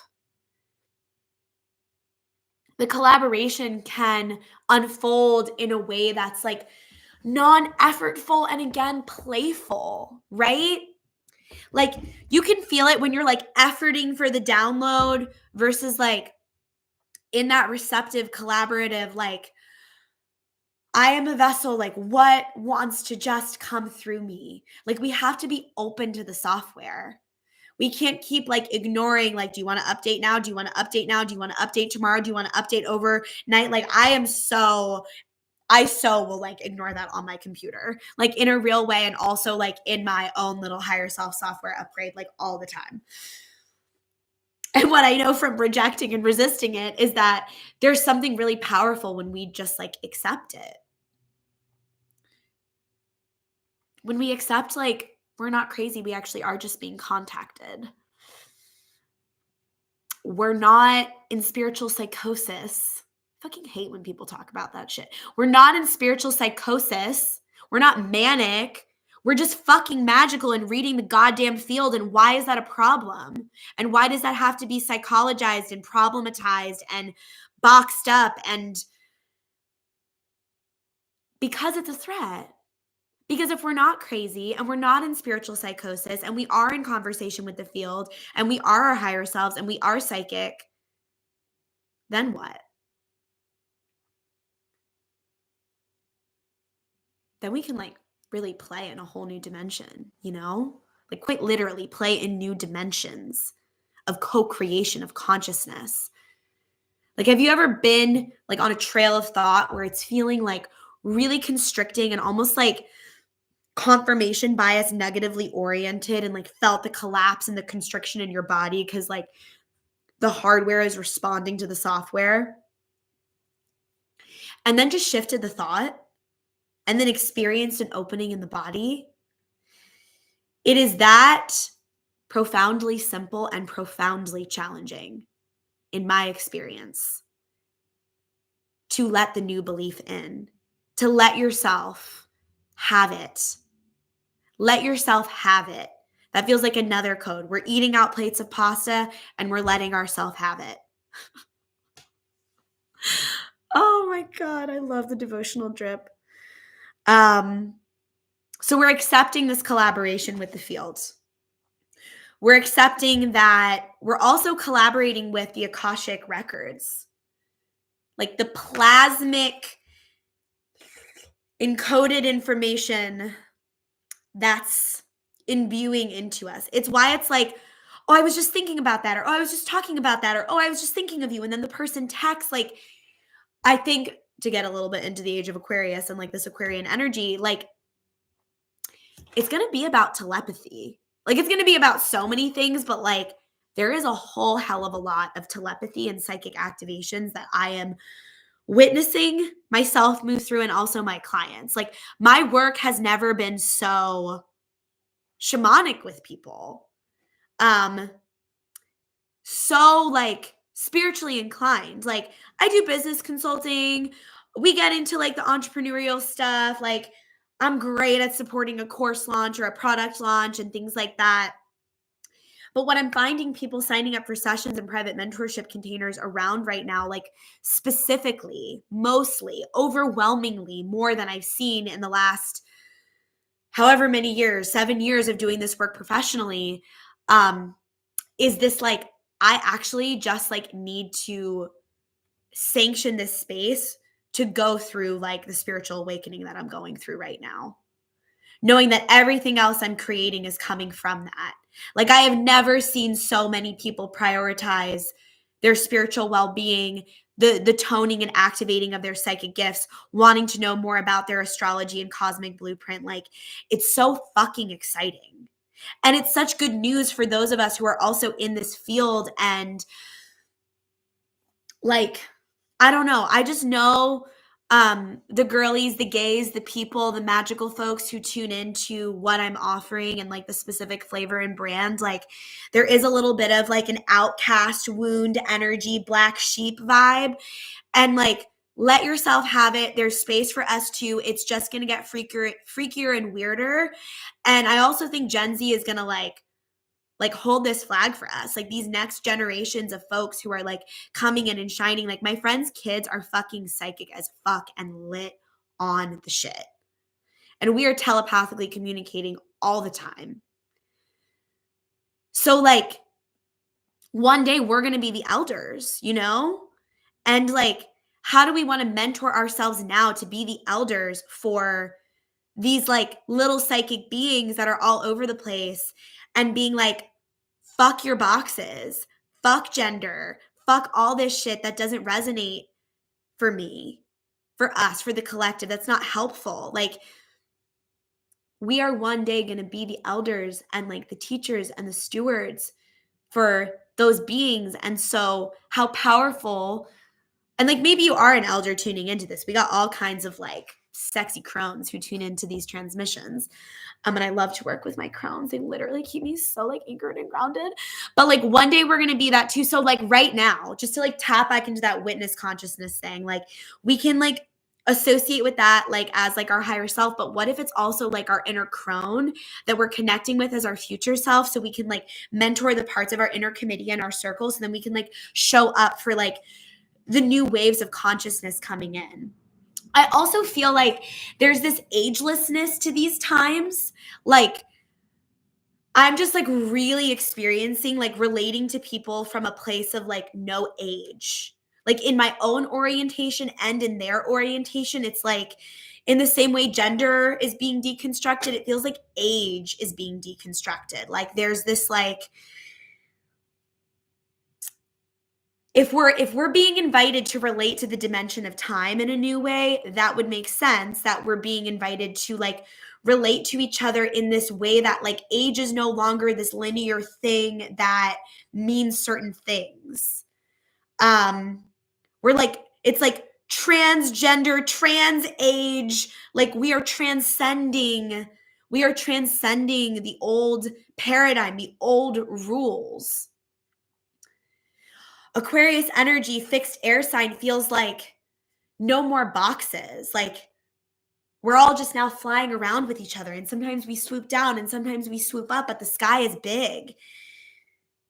And like sometimes you got to swoop down to catch a worm and sometimes you got to fly high because you want to like catch the rainbow. But it's not like down is better than up.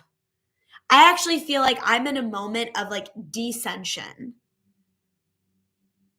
And I'm fucking living for it, you know? Like, I think there's this like obsession with ascension and more and up and up and up. And that to me, like just circling back to the male gaze and like phallocentric thinking and like this like thing is like, it's not, my fucking book, just spell book just fell on that one. Like, it's not about going up. It's not about more. Who did I hear talk about this? I think it was Elon Musk on someone's podcast. Who like, I feel like Elon Musk is just like, he's like so fucking weird. Like, I'm like, what is going on with this dude? He just like weirds me the fuck out. And he was like, well, if we want to keep like, you know, using energy at the rate that we're using it, this was like on some basic ass podcast. Like, I don't even remember. It like could have even literally been on like NPR or some shit. Like, I do not know. But it was like very just like a normal conversation. He was like, if we're going to keep using all of this energy, I think like Jeff Bezos might have been a part of the conversation too. Then we're going to have to just like move people off planet. Like in this like very like colloquial, like just like, you know, if we want to keep using more and more energy and faster, then we're just going to have to exit planet Earth. And like that to me also feels like male gazy. It's like more. We want more. We need more. Get there faster, destination. And it's like, no. Planet Earth is like, from like her belly, like, no. We don't need more. There's actually enough. What we need is a reallocation of resources and availability of those resources and not a fucking hoarding of those resources. Fucking Jeff Bezos, fucking Elon Musk, tune into the devotional drip, bitch. Like, that's how I feel about it. I'm just like, no, you will not do this to the children. I'll fuck you up in my Kali Ma segment. And I feel like that's like the year of the dragon energy. Like the light is not docile. It is so fucking fierce. And it like is so big that it holds the belly basement of the shadow, and it's all of it. And like it's okay to like show up in a little bit of that fuck you feminism, Like, we need a little bit of that. I'm about to like bring back the classical feminist theory because I've had enough. So I'm about to just like make some reels reading out. I'm like, enough. Feminism is not a bad word. I also feel like there's like this constant programming around like certain like movements of liberation that then get commodified and like glomped onto and then like put in a certain box or side. And it's just like, Aquarius is like, can we just like exchange the information without getting so stuck in identities outside of our centers? Because when we're doing that, I feel like we're not getting things done. We're like too concerned with like who belongs and who doesn't and who's allowed and it's just like, we got to like come together in the circle. We don't all have to agree, but we do have to fuck it up for Elon Musk and Jeff Bezos. You know what I mean? Dragons. Anyways, I don't know where that tangent came from, but I'm certainly not collaborating. I do know where it's coming from. I'm not collaborating with that. I don't consent to that. I want to collaborate with some other consciousness. I'm not going to move faster. I'm not going to do it more. I don't want to be in that. I want to be in like enough abundance. Like, it is done. It is sanctioned. Like, I want to feel that in my belly, not the hunger and the yearning for more, because I really think that's what like keeps the wheel of capitalism turning. I was literally in Target the other day and I just like made a sale and I was like, I'm going to get myself some cute stuff, like whatever. And then like, as I was looking at all this stuff, like the plastic literally started making me feel nauseous. Like the amount of fucking plastic.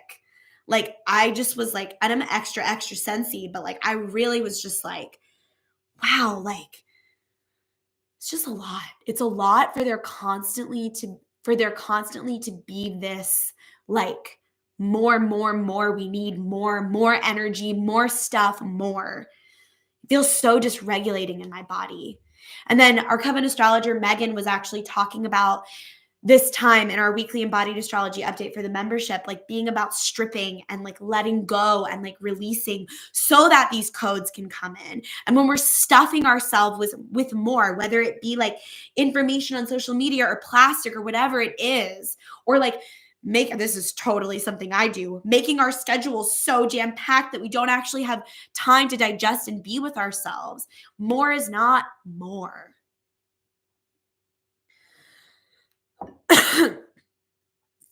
More is not more. All right. I'm seeing some things come in.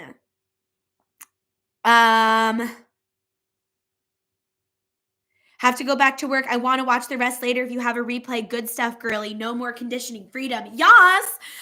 Okay. Link in my bio for the newsletter. The newsletter will get a replay. You can also find the replay on my YouTube channel, which is just Blood, Bone, and Honey on YouTube. At Blood, Bone, and Honey 8504, or if you just type in Blood, Bone, and Honey, you'll find it on YouTube. I want to like change that little YouTube URL. I'm like, 8504. What is that? Okay, wait, more little comments here. Yes, my inner tomboy from preteen era is so big and so alive in this 2000s throwback era and is the original blueprint of my inner king, Aragorn, Queen Circle, and claiming my Queen Priestess lover. Yes. I was put down by my tomboy best friend at the time for being girly as well, and it made a deep impact in my psyche. But love to her, she was a sweetie, and we were like 9. I used to get like when I was born in 93, so when I was like a kid, like lime green was like the like fucking cool color, and it's like, all the girls, if you were like if you were cool, you like liked lime green and blue. And I just like was so obsessed with pink. Like I just loved it so much. And like I had a pink canopy and my room was pink and I just love fucking pink. Um, but I also love to like go be in the woods and like get dirty with my nails and be in that like tomboy expression, like just as children are, like before all the fucking programming in our multidimensionality. And I got made fun of for liking pink. And then I felt like I couldn't like that and also like lime green, which then like fast forward to like all of my like queer awakening stuff, I'm just like, oh my God, like that's so connected. Like that self-denial and self-rejection of our wholeness and our bigness is like, it just starts like so young. It starts so young. And like what good news that we can like scoop those parts of ourselves up and like welcome them home and be the safe space for them. We get to be the safe space for them now.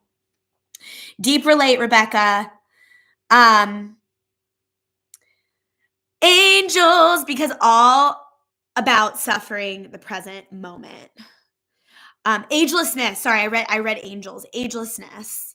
Because all about surfing the present moment. Yes. Yes. Yes. Yes. Thank you, Nicole. Like in our agelessness, in our timelessness, knowing that age and time are like dimensions, then like what's possible in like the now fucking potential, the little seed gestating in the soil of the now moment, human to human, without time, without age, without all this stuff. Who are we in our code? Nicole, I hope your travels are going great. If you're still here, I'm sending you so much love. Kate, oh my God, all my darlings are here. Okay. Yes, I cannot with marketing materials that are in packages. Like I already bought something. I don't need your cards and extra stuff that I'm gonna throw away. Speaking Kate, don't give me all your extra shit. All the colors, all the things. We want all the colors and all the things. Oh, hi, Robbie. Hi, Joey. Okay, so we got all the magical people in the building. Let's bring it to our final card for the 7 pillars of higher self-embodiment. Our final pillar is emerge in the 7 pillars. And when we're in emerge consciousness, we're in crown chakra consciousness. We're in our knowing. Like if root chakra is like I trust, I anchor, I hold, and sacral is like I desire, I feel, I sense, I create, and solar plexus is like I am, bitch. And the heart is like I love, and the throat is like I express, and the third eye is like I believe and I see. Then the crown is I know. I know. Like even think of the energy of like a crown. Like I know. I know my divinity. I know I'm a child of source. I know I am worthy. I know that all of these softwares and programs that I'm now installing as I'm alt deleting the old shit and the hardware is getting updated, I know that not only is it possible to shift a neural pathway, but I know it is my divine right to heal. And that healing and expression and transformation and metamorphosis and the process of it, not the destination, is the purpose. The process is the purpose. And the card that we have for this to support our emergence, to support our claiming of our higher self software upgrade is just letting ourselves be the channel. I'm curious. What does being a channel? What does being psychic? What does like being a vessel through which information, very Aquarius, 111 on the time, what does being a channel for divine information to move through, not only from the cosmos, but also up through that root chakra, bitch, from planet Earth, up through the legs and the feet and through the spine, and then offering it to the cosmos? Like, That's a two-way, all-way street here. We got like the Shushunanadi channel up and down the 7 main chakra column. Then we have all the chakras and all the highways of the nadis and the energy systems in our big auric field. So not only are we slurping it up and sending it out and drinking it in and sending it down and walking on the earth like our feet are blessing it, but we're also then emanating it out into the field, and then we're reading things from the field and bringing it back in. So in all of that ecstatic vessel, channel, temple-ness that you are, chalice-ness that you are, just like, how does that feel? What does that bring up? What does being a channel bring up? What do you feel like you're here to channel in the age of Aquarius and like new earth consciousness, when all of our mushy gushy humans on planet earth, like nobody is not going through a spiritual awakening right now, even if they're expressing that in violent ways. Like, I fucking believe from the core of me that every single person on the planet, not just because it's Aquarius season, but something really about this moment. And I think this has been happening the last couple of years, like spontaneous awakenings, spontaneous Kundalini awakenings, spontaneous rememberings of people like having this reorientation to like God source energy and reclaiming what that is for themselves outside of dogma and outside of religion. Like, what does being a channel bring up for you? What code or codes do you feel like are supposed to move through your channel? Like, if I was to sense into this songbird transmission, we also had the nightingale come up as a little friend here, being like, speak it out. Like, my code today on this episode has been snotty, messy, sloppy, a little feral, tits out, male gaze divesting, fucking in the jungle with my leotard, like barely following my notes. Like, that was my code. And it feels like there was like a lot of permission slip energy. And I've received a lot of information and feedback from the field, like, oh, this is what I needed. And I'm like, oh, dope. So when I just showed up and trusted my code, like, I served. This is where, like, we are the offering. We are the offering. So pay attention to what's wanting to move through your channel. It's also information that you've shared before. Like, however you're showing up in this life, if you're listening to this, you're on some light worker shit, like, it's not random. You've done this before.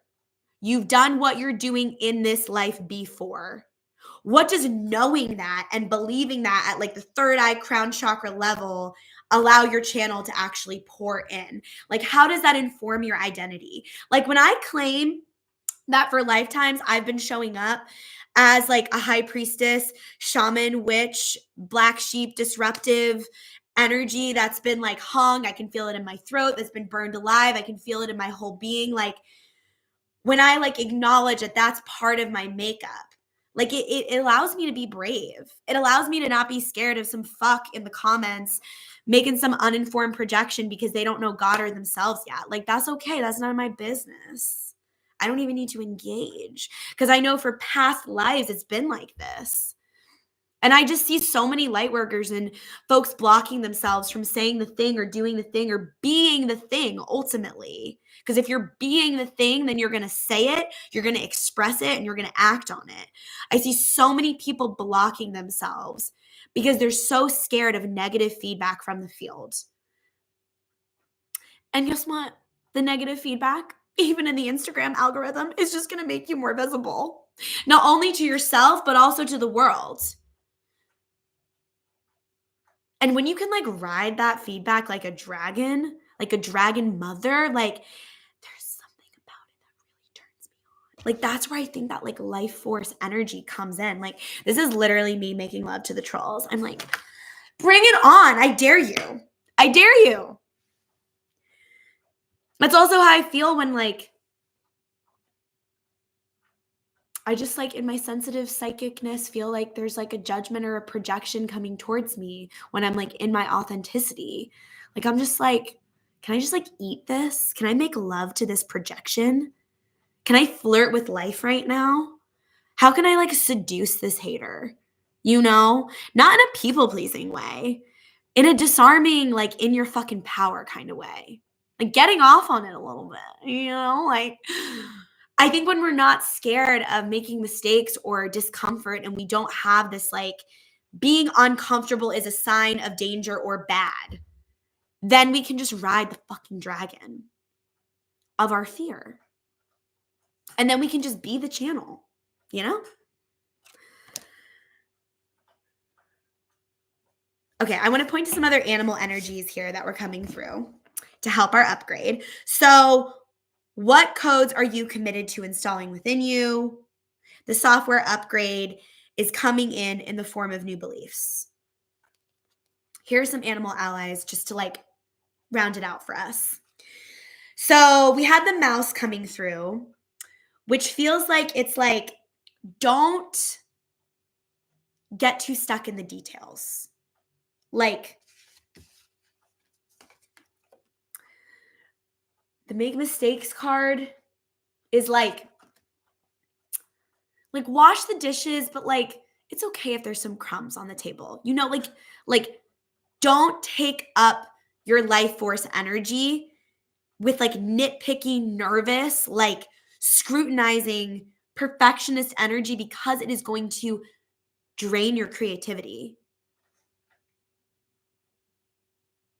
It's not sexy to be like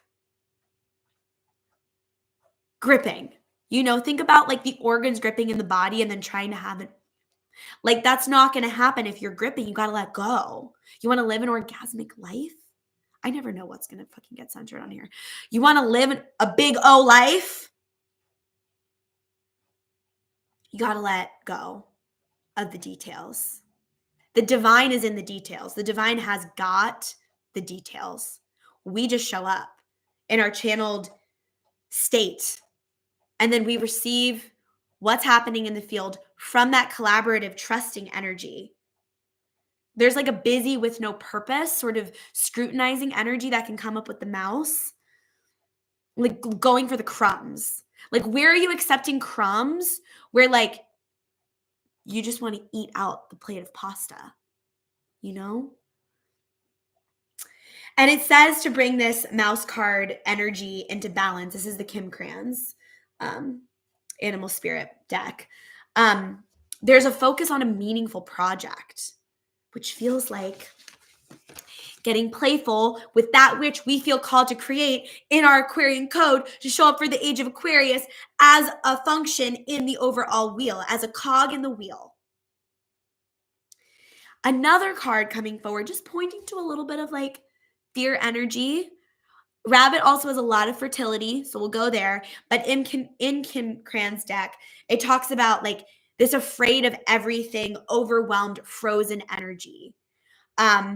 And I love this description, so I'm going to read it for us. The rabbit loves to remind his friends that someday the eagle will swoop down and eat him. He talks and talks about it so loudly, in fact, that one day the eagle hears and thanks him for the great idea. Rabbit energy is alive when we are scared, most often about the future, and we become our own worst enemy. We spin up a dust cloud of fear and then complain to others that we are lost. Like, I don't know what's happening and I don't know if this is all going to work together. Like, God, I feel like I go into that like so much out of habit. And like, where is your habitual fear showing up and cock blocking the cosmic consciousness and big O energy that wants to move through you? Don't cock block the big O energy.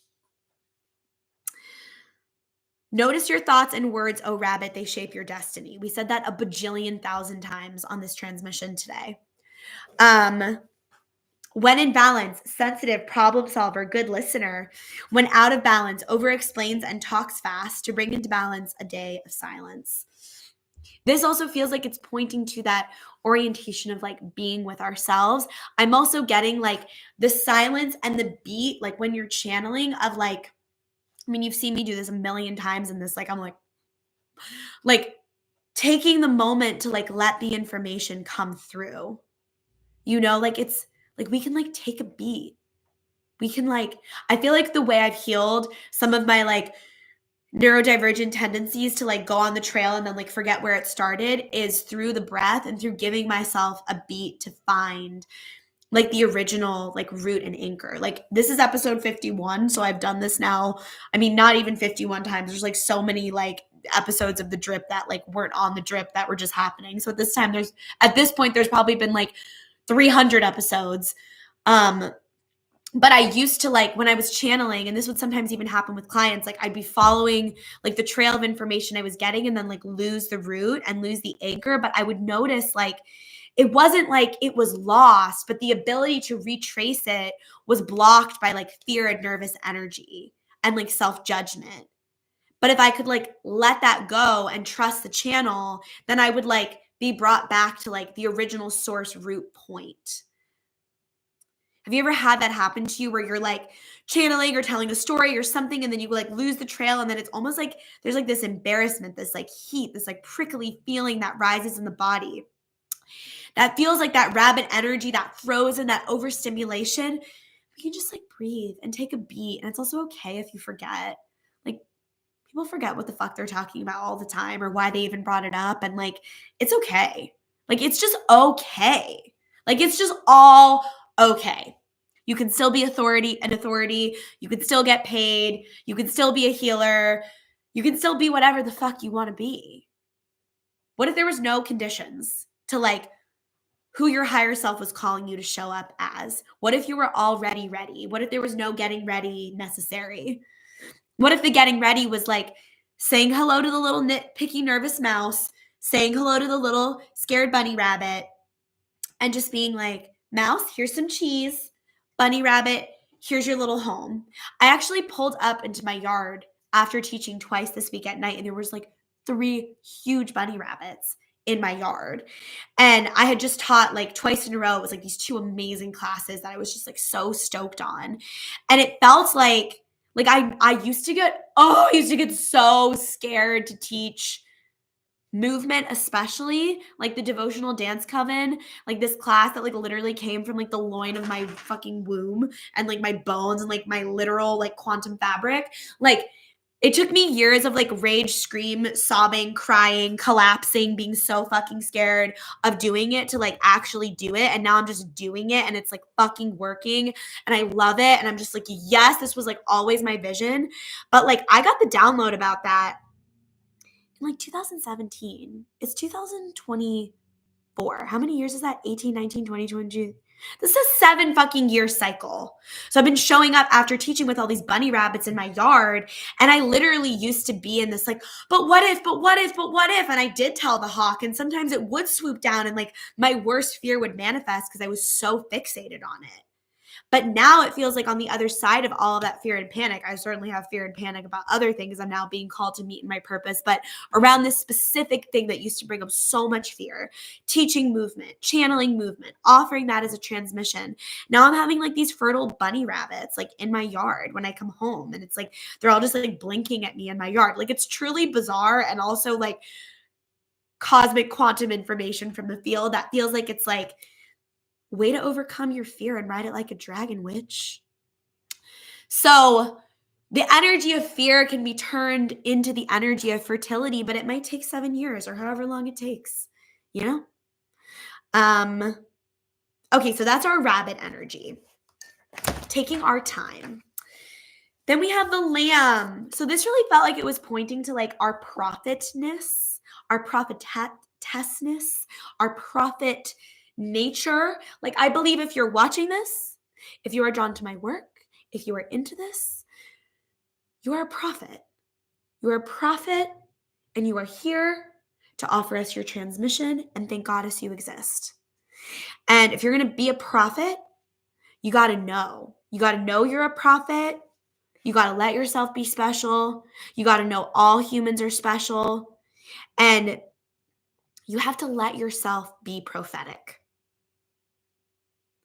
Oh my God, so much love is required to let ourselves be prophetic. Like how radical. In a world that says that level of self-love is narcissism. How convenient to like make powerful women and people who are living in their magic think that they are fucking narcissists because they know that they're prophets and they're prophetic. How fucking convenient. But when we're just like, that's actually a lie and like really like orchestrated and like has been happening for literal centuries and like past lives, like gaslight the witches out of their power. And you're just like, I'm a prophet.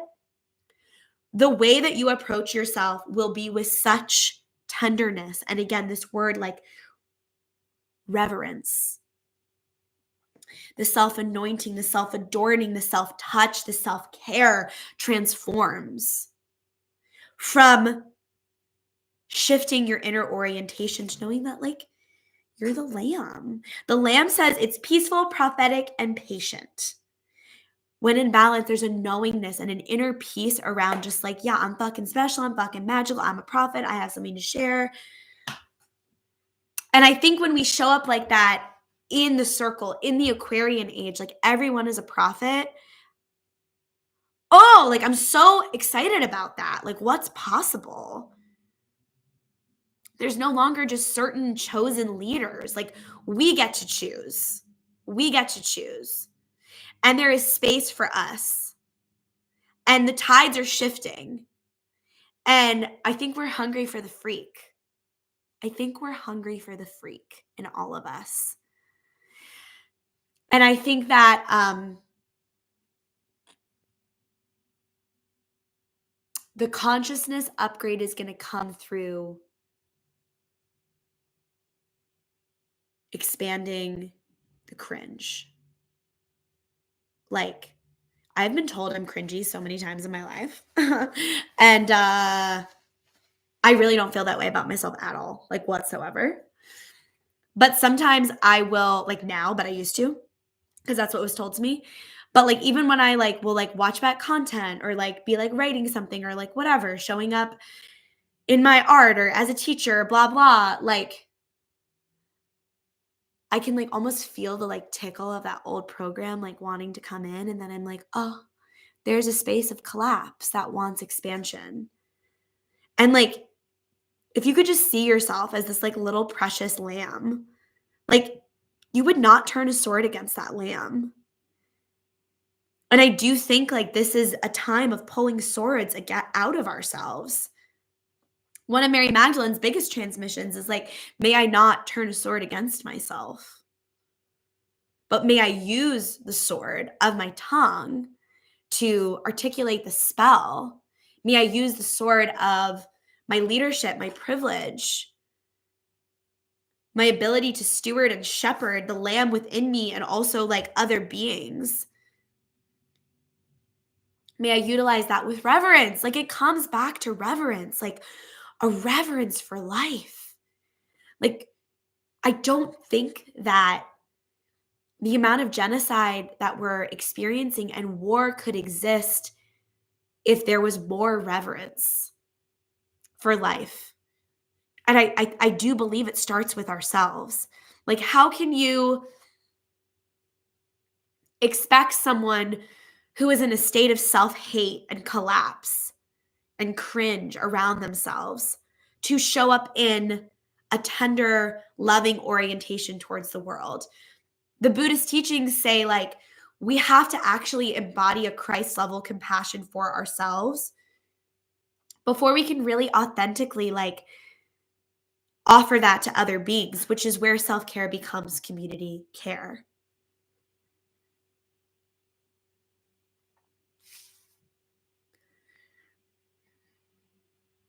So listen to your messages. Know that you are a channel and you're also a prophet. There's something that you have to share with us that no one else can, like in the way that you do, and you do it so good. And thank you for doing it.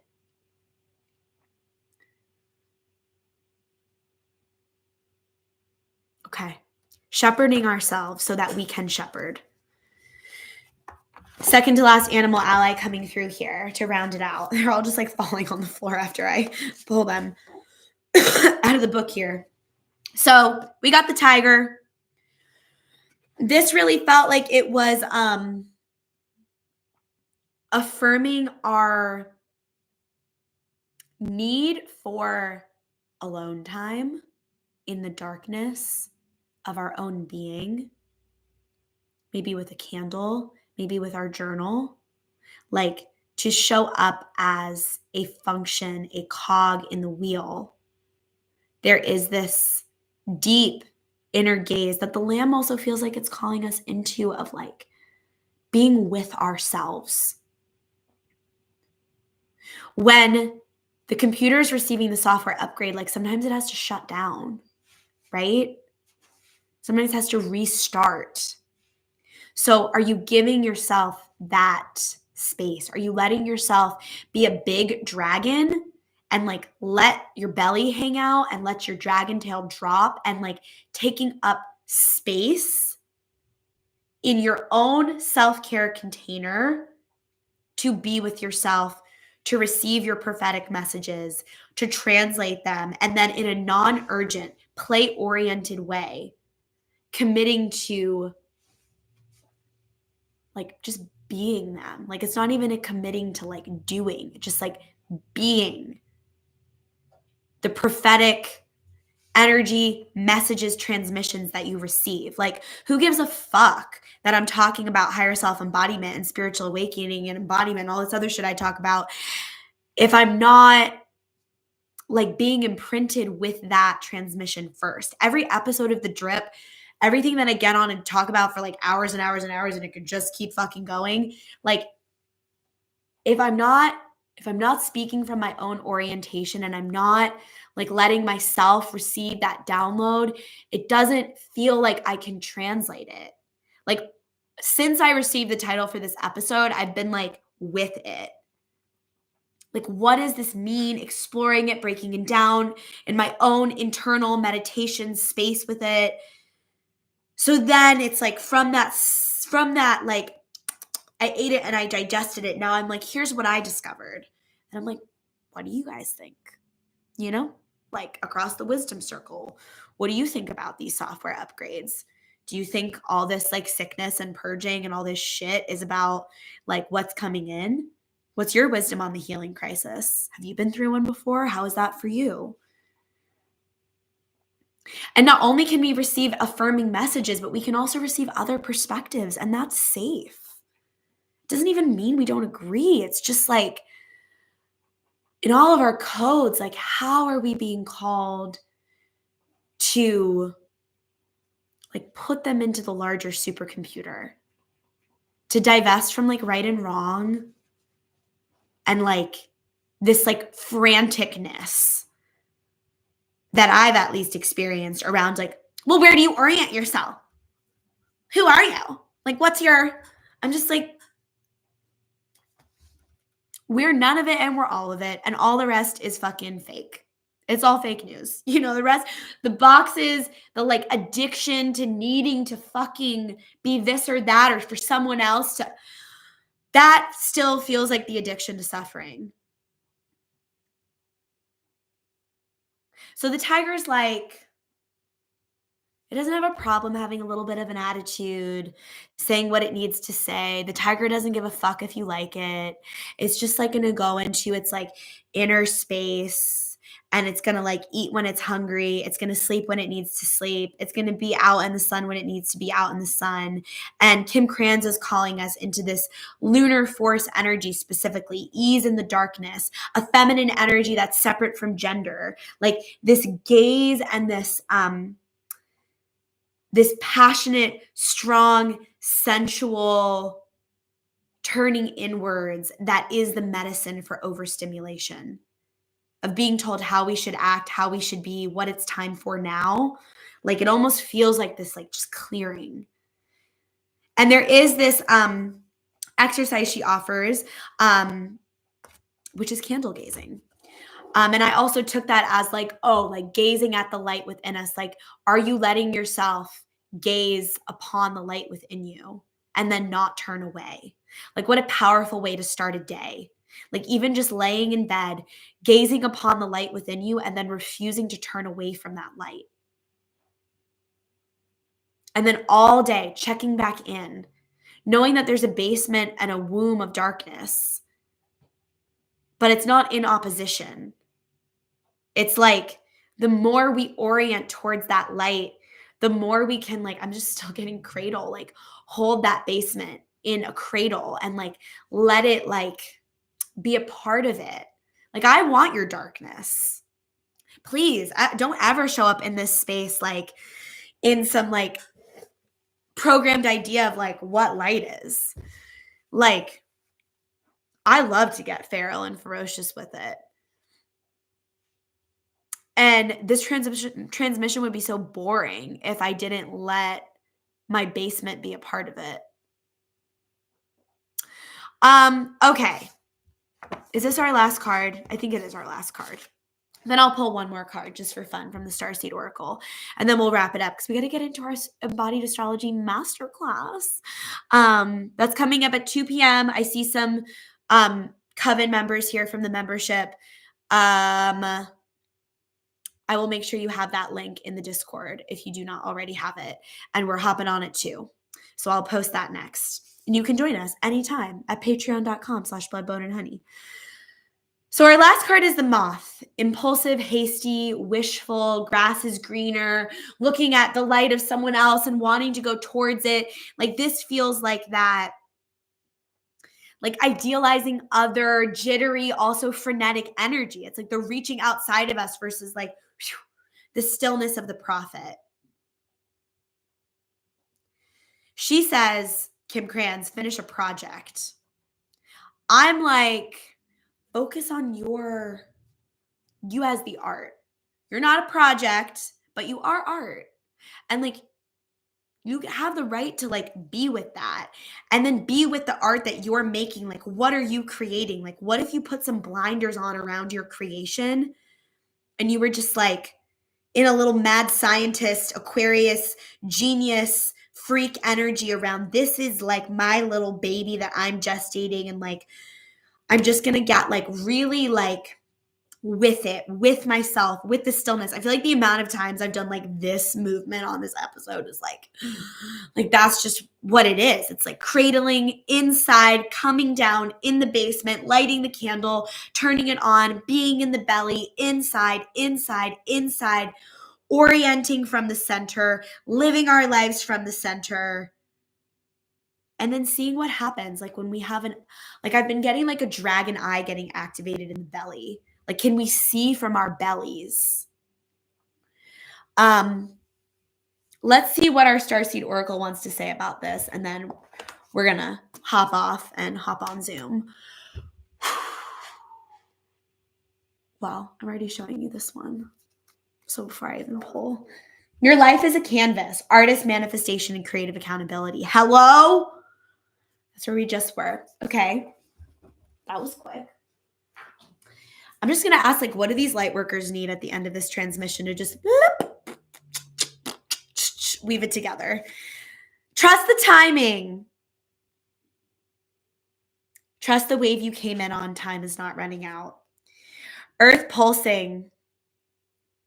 Pulse of the mother, slow down, time in nature. Affirmation, your pace, your rhythm. You're a part of the symphony. Please do not rush it or speed it up or slow it down. If you're moving at a different pace, like just be in your code. That feels like a huge affirmation. And then perspective.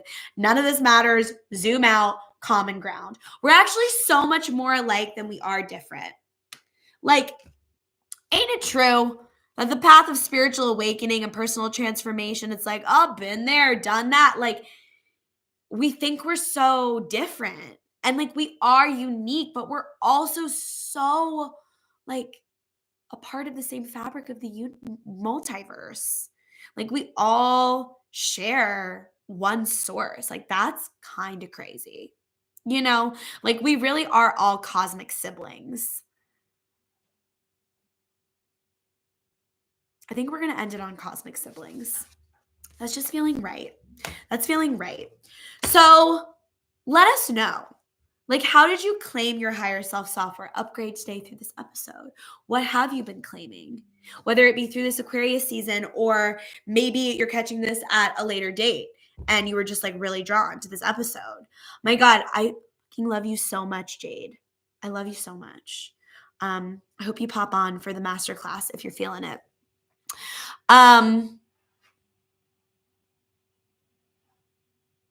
Yeah, keep it freaky, keep it weird, keep it wacky, keep it wild. Let me know if I can support you.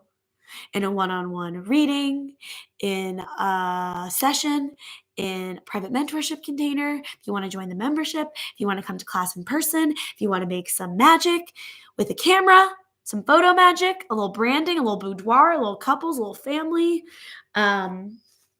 you reach out, you let me know. My sweet little puppy is tapping me. You want to say hi, Soji? Come up. You want to come up? Oh, she's like, no, I'll just be behind you. She's been here this whole time. It's giving star card energy, like the dog that's in the star card, which we didn't even talk about in this episode, but that would be a fun little follow-up holy homework assignment if you want to look at the way the star card and the major arcana is connected to Aquarius. We have our groovy doula here saying claiming neutrality. Yes. Oh, I love that. Keep it wacky, keep it wild, funky, fresh, magic, smoke and mirror, sacred portal, much love. Yeah, that's what it is. Oh, Soji came in to say hello. She was like, I just want to say hello. Remember that we are animals. Like, we are animals, and we are also angels, and we are also aliens. Soji's a seal. Are you baby seal? Are you baby seal? Yes, I know. You're a very cute girl. Okay. All right. We wish you well. Me and my baby seal. We love you so much. We hope that you let yourself just be an alien today and every day. And oh my God, I literally can't wait to work with you. Reach out. Yeah, I'm really excited about this like era that we're all entering. Like our cohort. You know what I mean? Like I really feel some magic. So stay in touch. Let me know what you're up to. Send me a love note. Send me an email. Send me a DM. You can find all my offerings on my website, bloodboneandhoney.com. And if you're like, I want to do something that's not listed, we always get custom around here. So like you're like not seeing something you want, like there's another way you want to work together. You're just like wondering if it's possible. Chances are it is. So reach out and let me know. Keep it wacky, keep it wild, keep it funky, claim your upgrades. You're an alien, you're an angel, you're an animal, you're all of it. We're going to say goodbye on Instagram Live first. Love y'all so much. Peace and blessings. Catch the replay on YouTube. And to my YouTube angels, all of the links will be in the description for all of the things. The membership, one-on-one sessions. I'll put, what else will I put in there? Oh, the newsletter coven if you want to join that for the replay, and any other little messages that we send out. And subscribe to the channel. Like this video. Leave a comment. It is so helpful in the circulation of the content, and it also lets us know like who's tuning in. What are you into? What are you up to? If you have a request for future episodes, also feel free to reach out. And I am sending you so much love. Thank you for being here. Many, many blessings, Earth Angel.